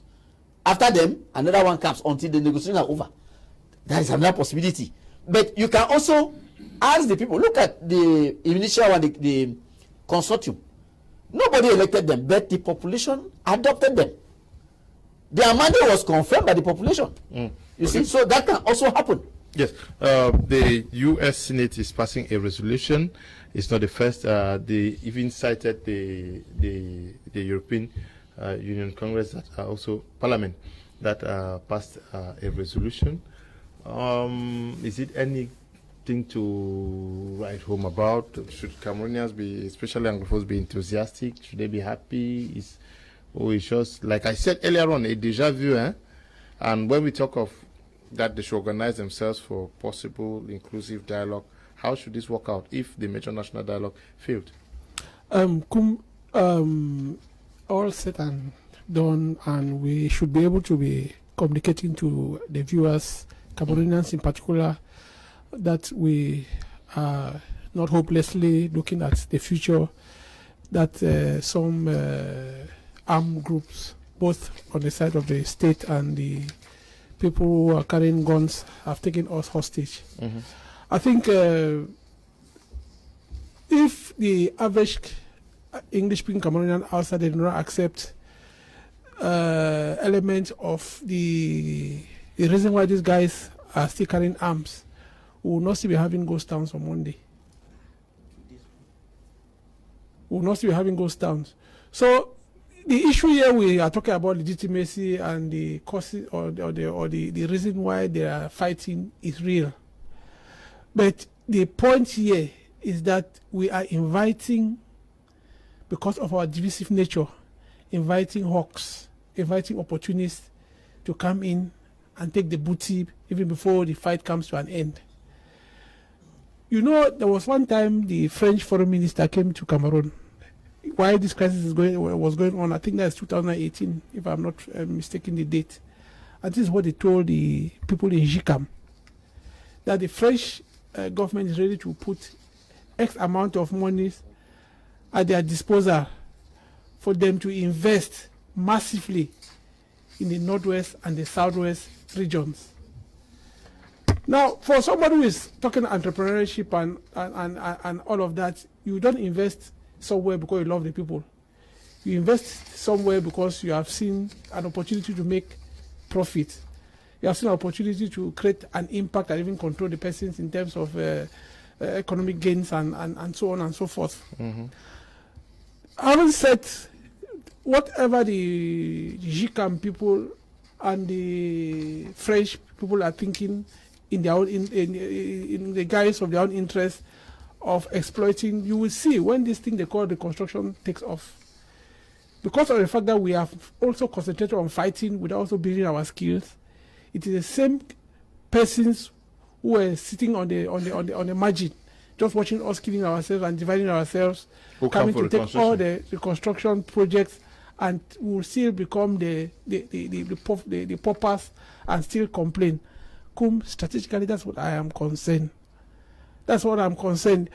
Now, when I even hear the last speaker talked about legitimacy, I was a typical player when we had the All-Anglophone conference in Boya, 93. When you saw the way this thing snowballed when it started, there was not actually a particular person who said that this thing is our thing. It was just a group just sitting like this and talking about articulating the same thing that these other guys who went to Europe. Because when you look at the whole of this thing, the source of these guys who are at the US now, they were a creation of what they witnessed. Some of them had their parents say after the resolution of the All-Anglophone conference. When they went out to the university, remember, it is not coincidence. 93, that's when the University of Boya started. 93, 94, 95. All of those series of years, there was this, what they call strike action, and people were being gunned down by persons who thought that people had no right to air their opinion. Because you cannot be giving somebody something that they know that this is how the thing is supposed to be.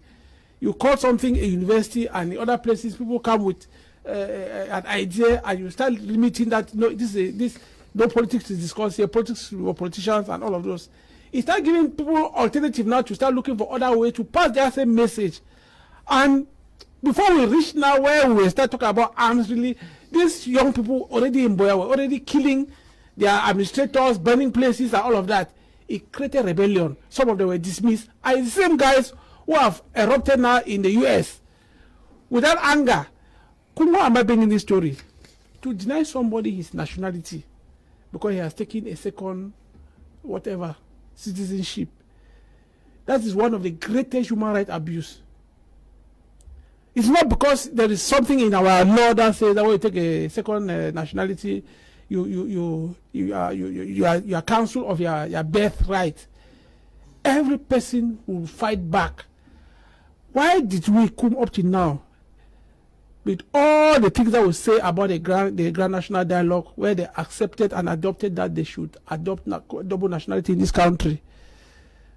Why?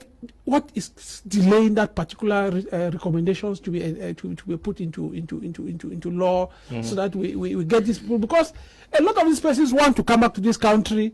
Some of them, they are silently dreaming that using arms, because they have used other type of diplomacy and all of that, it is not working. Even the people that Barrister is talking about, the coalition for dialogue and this, all of those people, they are Cameroonians who have taken a second nationality, and by law of the Cameroonian whatever, they have lost their Cameroonian nationality. I'm talking about the people who are financing that thing outside there in Europe and America.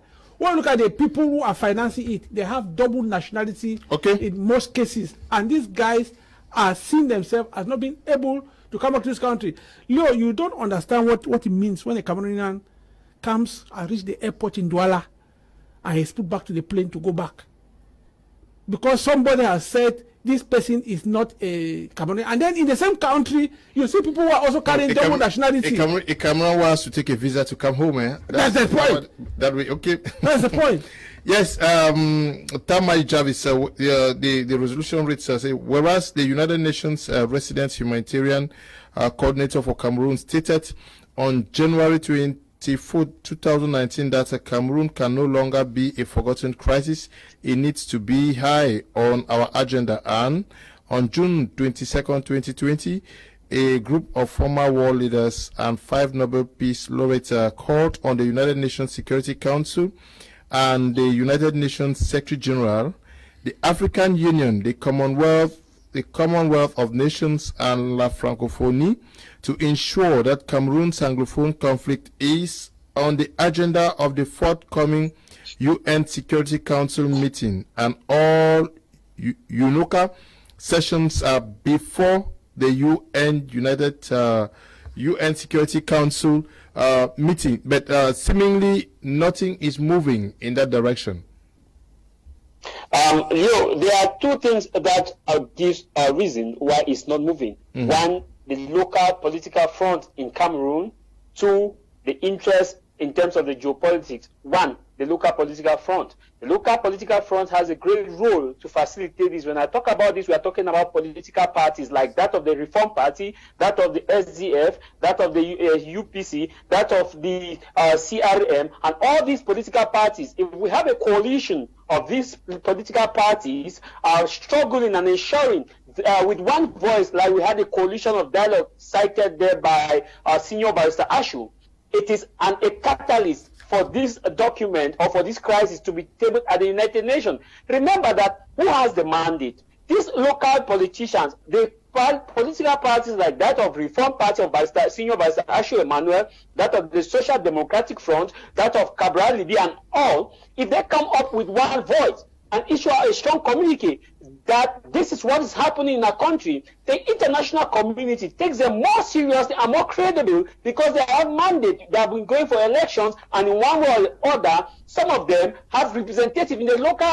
assemblies like the Cameroon's National Assembly and the Senate. So thus, they will take this person serious. Now, as long as this local political front, like Senior Barrister Ashu of his party, that of Maurice Kamto, that of the chairman of Undi, whom I know has worked so much in talking about the Anglophone crisis, as long as they don't come as a team, as one voice, to voice concern and send out a strong communique, then the international community will still be playing a ping-pong game. Number two, the vested interest. Regardless of how we see it, like Atem Ebako said that the NGOs that are coming to sue human rights organizations for not protecting human rights. I laugh because where are they suing them to? If you look at the United States is not a signatory to the International Criminal Court of Justice, and the judges at the ICC are not accountable to anybody. The judges are accountable to countries who have vested interests on African affairs and some few Arab affairs that have powers. Now the issue there is they have their interests. Each country, like the 5 countries, we have the 5 permanent members, those who have the veto power, as long as their interests are not met. Remember that America never had interest in this conflict until the government of Cameroon and alongside the separatists took the war to America and gave them a position of bargaining. Now the separatists who are in America, American bargaining power, when the real dialogue will come to place, America is using it as their bargaining power. Now, in terms of why that has not been on the table, it's simply because of their interest. Remember, when the genocide happened in Rwanda, Americans or the United, the whole world said never again. And when it happened in Sudan, they said never again. But have you asked yourself why, despite the never again, it keeps happening? It's because of interest. It's because of the look at how does this affect the geo-interest of our nation? How does this benefit our home politics? How does it benefit our home economy? How does it benefit our home corporate social responsibility? I earlier said there are 5 principles that United States or other foreign bodies will consider when they have to intervene. 1 is a humanitarian crisis. 2 is their interest. 3 is the crisis in that area, a threat that terrorists can come and infiltrate and plan attack to their nearby businesses. 4, they start looking at how bad women and children are treated. Before now, they look at their business. As long as the home front conclusively, so that keep your question on track, as long as the local politicians or local political parties, I'm expecting Senior Barrister Ashu to tell us what politicians in their life are doing to help this United States resolution to move forward. After this United resolution has been issued out, what have the political parties leaders, like that of Senior Barrister Ashu, Maurice Kamto, as SDF chairman, and all, what have they done to come together to react to this and say, okay, we welcome this, and now we have been sitting on our laurels, it's time to take back the command. Remember, nobody elected the no-state armed groups. Nobody elected the members of the Coalition for Dialogue. Nobody elected them. The only elected officials we know is President Biya and his team. And now, alongside the local political parties, that we know that these are registered parties in Cameroon and carry the mandate of the people. So if these political parties don't pick up from this communique, this is time for them to pick up on this communique, to come up as a team. So we have seen this communique and we are accepting it, and we are tabling it out to the world that we accept this resolution, and we are selling the case of Cameroon to the states. To now, as Barrister Ashu said, Senior Barrister Ashu said, they should sell it to a state. These political parties have the power to sell it than Ayoktabe, than the IG-led faction of Sako, than Ebenezer Akonda, Jomba Akuro, Sokadet, etc., etc., etc. These parties must sit up. I expect now Senior Barrister Ashu and his team and his colleagues of political parties to tell us what they need to do henceforth to ensure that the peace-loving people of North and Southwest can sleep in peace, the businessmen and women can do their businesses, and we can live as one in the old Cameroon cradle of our fathers. Okay, thank you very much, Jarvis, coming in there from Kenya. Now, what happens after this resolution? Because this is not. Yeah, what should happen after this? We'll go back to prayers. That's a good one. Mr. Leo, it is obvious that if we have to follow the same pattern of things, nothing will happen after the resolutions. Why? Because it will just be business as usual. But I just love what I heard Jarvis saying there. I think now most of our political parties should be able to prove to us that they have the Anglophone in heart, where they should be able to unite together, come up with a strong position, which they should use now to sell to the nation which they think that can become a mediator or could carry their problem to the UN resolution, UN Council, Security Council. But I believe that, like I said earlier, Cameroonians have the knife and the yam. We have to push all those who are sitting in the parliament, in the Senate from the Anglophone section of Cameroon. They should be able to stand up and present our case. They were not elected to go sit and eat for themselves. It is already too much that they are drinking the blood of people. When they sit and do nothing and say nothing, and some of them even reject and refuse that there's no crisis, they are indirectly eating the flesh and drinking the blood of persons. Because people will keep dying while they keep refusing the facts. And so in relation to my own position, I want to say we might sit down and look at the resolutions that have been given, and we are excited and say, oh, this America is going to take it now as a political, in fact, it's a roadmap for them to intervene. But I want to say that I'm not in any position preferring that America should step into this crisis. Neither am I preferring that any foreign body should interfere in this crisis. I would prefer that our own people who might believe that they are supposed to be patriotic, who might believe that they are supposed to be in love of their nation, who might believe that they are supposed to love their people, should be the ones that should stand up to solve the problem. But if you look at it, Mr. Liu, for the past years, this is 4 years going to the 5th, we have a group of politicians, we have civil society persons whom are talking, but nobody is actually intervening in real sense. We have been speaking and speaking, and nothing is changing. So I think that this is high time for Cameroonians. Last time I called on the women and the youths to be the ones who step it. I heard the barrister said that we need to be able, there's need for the people to stand and give power. Legitimacy. Yeah, he used the word legitimacy. I think that the people do not need to still give that legitimacy to a particular individual. This time around, they need to rise up to exercise, okay. Go to the streets, march up to, like I said last time, that if Mr. Biya has refused to solve the problem, Cameroonians can go to Biya and tell him to stop the problem. Okay. Hi, Mr. Liu. I have a question for Senior Barrister Ashu. Is he telling us that so long as CPDM's government does not change its stance, the people of the Southwest and Northwest should see no peace? Gerard is Gerard writing from London. Good evening to you, Gerard.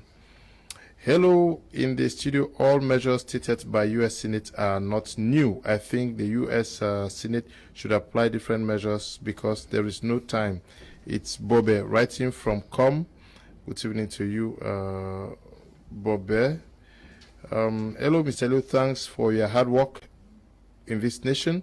All these questions of who to dialogue with is very simple. Let the government give chance for Cardinal Tumi AA initiative, and from the conference they will know who to dialogue with. Ashu is writing from Bamenda. This one says,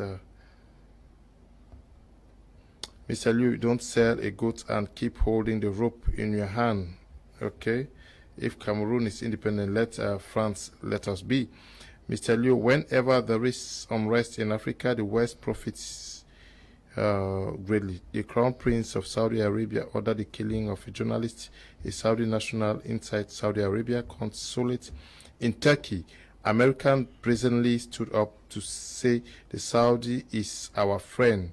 Those of you waiting for America to come and redeem you, Unawaka, fine. Raymond is writing from the United Arab Emirates. Good evening, Mr. Liu. The U.S. Senate has not been able to pass a resolution for gun control and mass shooting in the USA, so they cannot pass that resolution. Yeah, yes. Ebako, definitely, I'll ask the same question to you. What should be the way forward after this resolution? Do we just talk and then we go back to you people, the men of God, to start praying? Mr. Liu, this is not a resolution to me because the documents will not be sent from the U.S. that some white men have sat there and made analysis on the behalf of every Cameroonian without coming to Cameroon to consult the individuals who are the actors in the game. So they cannot make a decision on the behalf of everybody without consulting us. Number two is just like the COVID-19 of the WHO.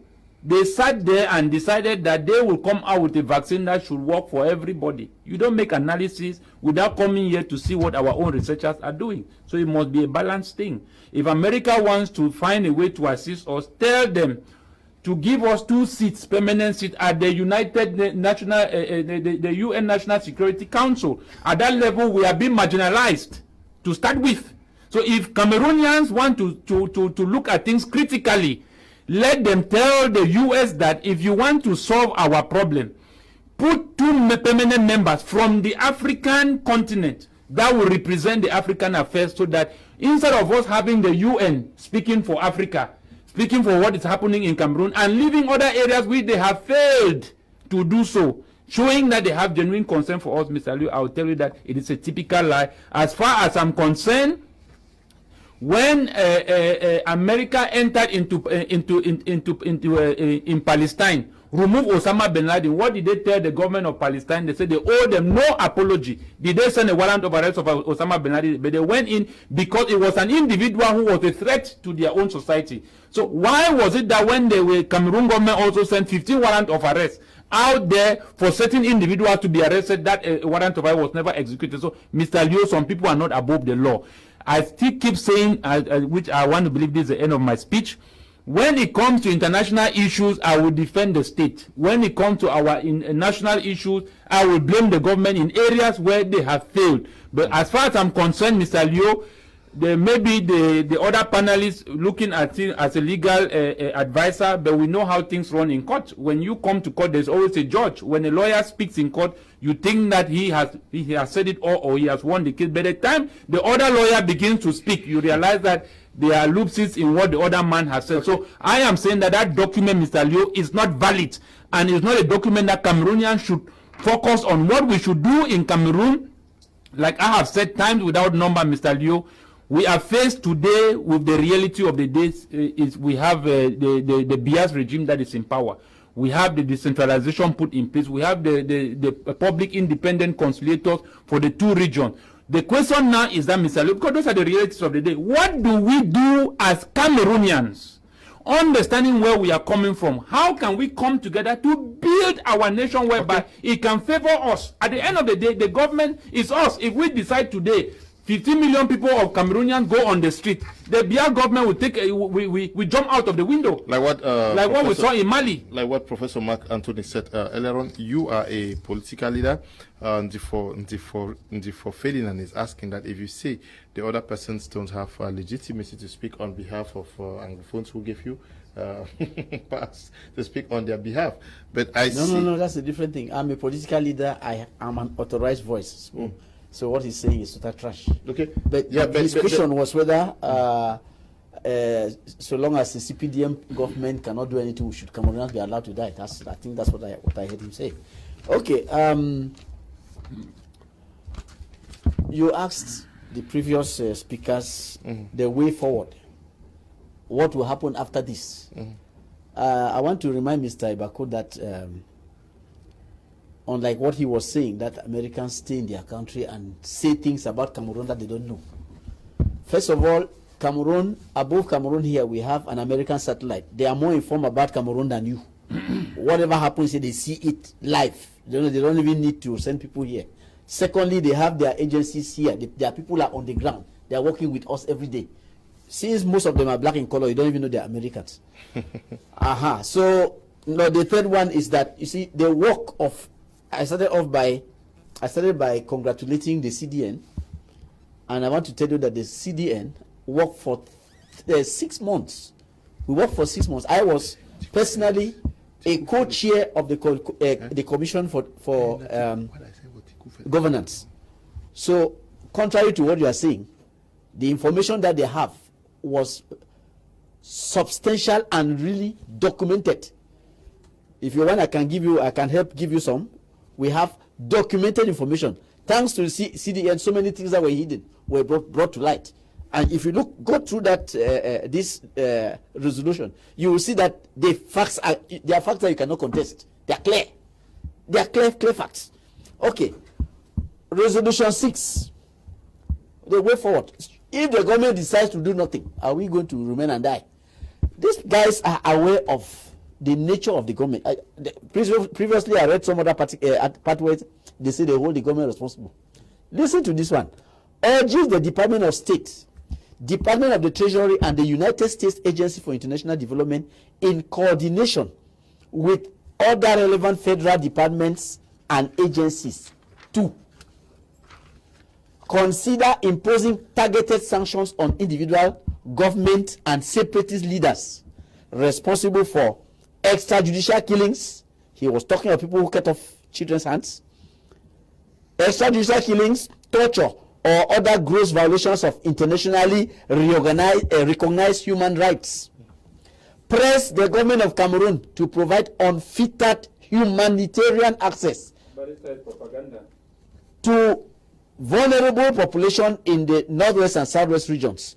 Support credible efforts to address the root causes of the conflict and to achieve sustainable peace and reconciliation, and efforts to aid the economic recovery and fight coronavirus in the northwest and southwest regions. Now, he was talking of reconstruction. From this, can we get a clear position of the U.S. from this? Yes. Yeah. What is the position? Because I'm sure you raised that. He was talking of reconstruction. I want to remind him that the people who were supposed to carry out reconstruction were the UNDP.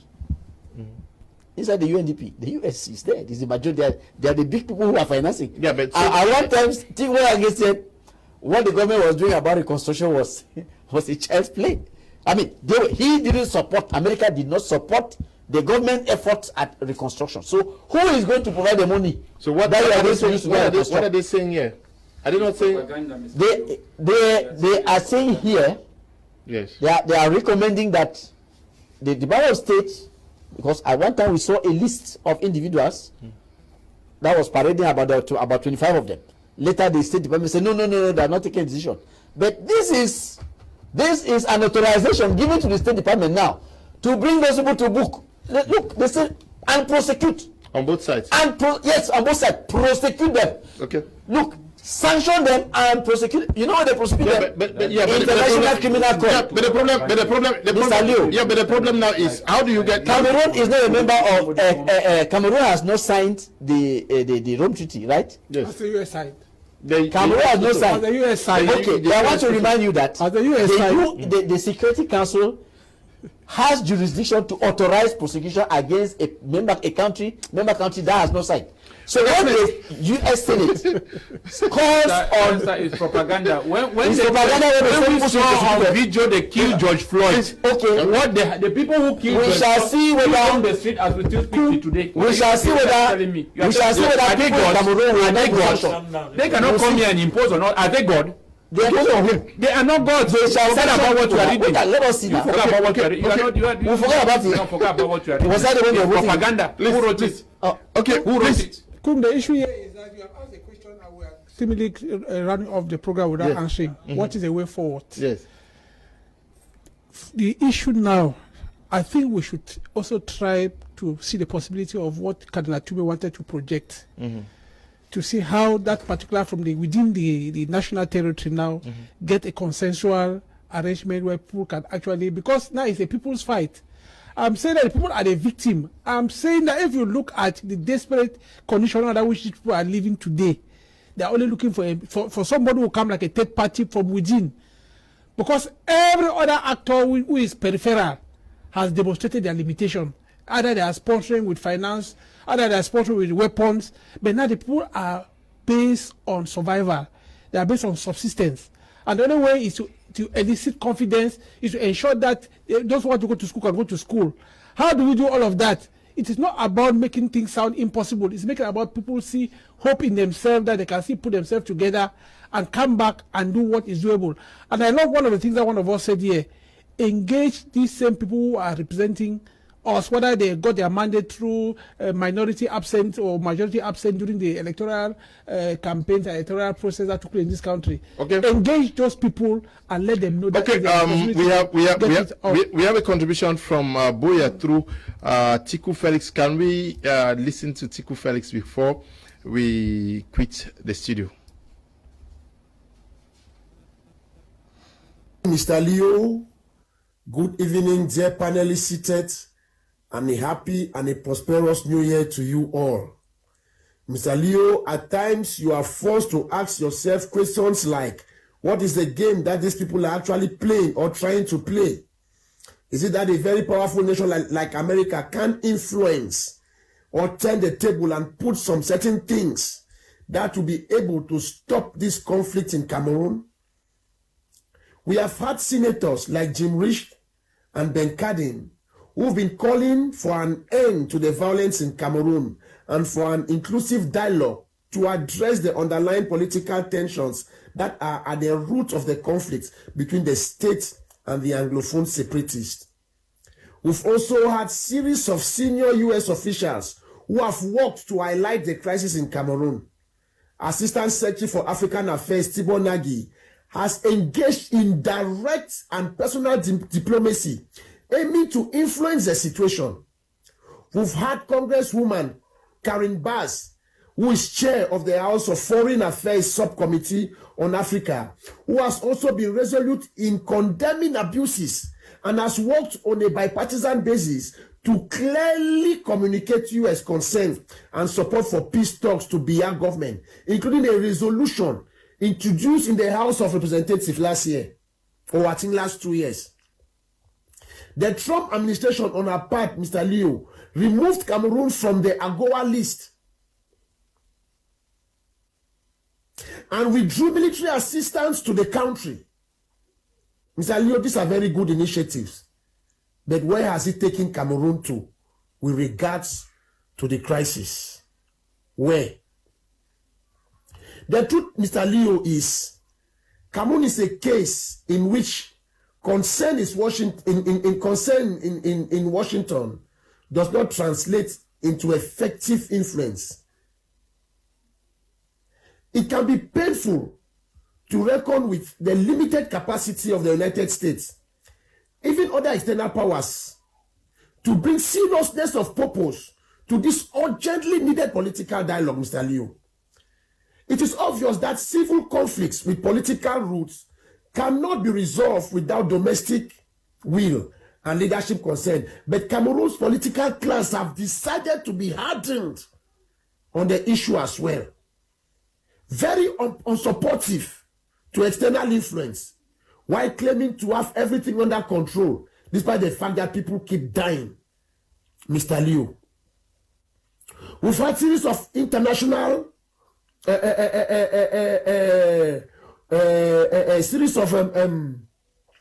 international response led by the U.S. Yes. Some multilateral organizations as well and international civil societies. Let me just give some examples, Mr. Leo. On the 28th of November 2016, the U.S. State Department published a communique calling for dialogue in the Anglophone regions and calling on the government of Cameroon to respect fundamental freedoms. In December, the UN Center for Human Rights and Democracy in Central Africa condemned the violence and asked Cameroon to respect minorities. On the 18th of January 2017, the President of the African Union Commission expressed concerns about acts of violence, arbitrary arrests and detentions, and called on the government to seek dialogue. The UN Special Representative for Central Africa visited Yaoundé in February and April. He met the consortium leaders in prison and signed a communique calling for the release of prisoners, the restoration of internet and dialogue. On the 23rd, during President Biya's visit to Vatican, the Pope invited him to pursue dialogue. Invited him to pursue dialogue, Mr. Leo.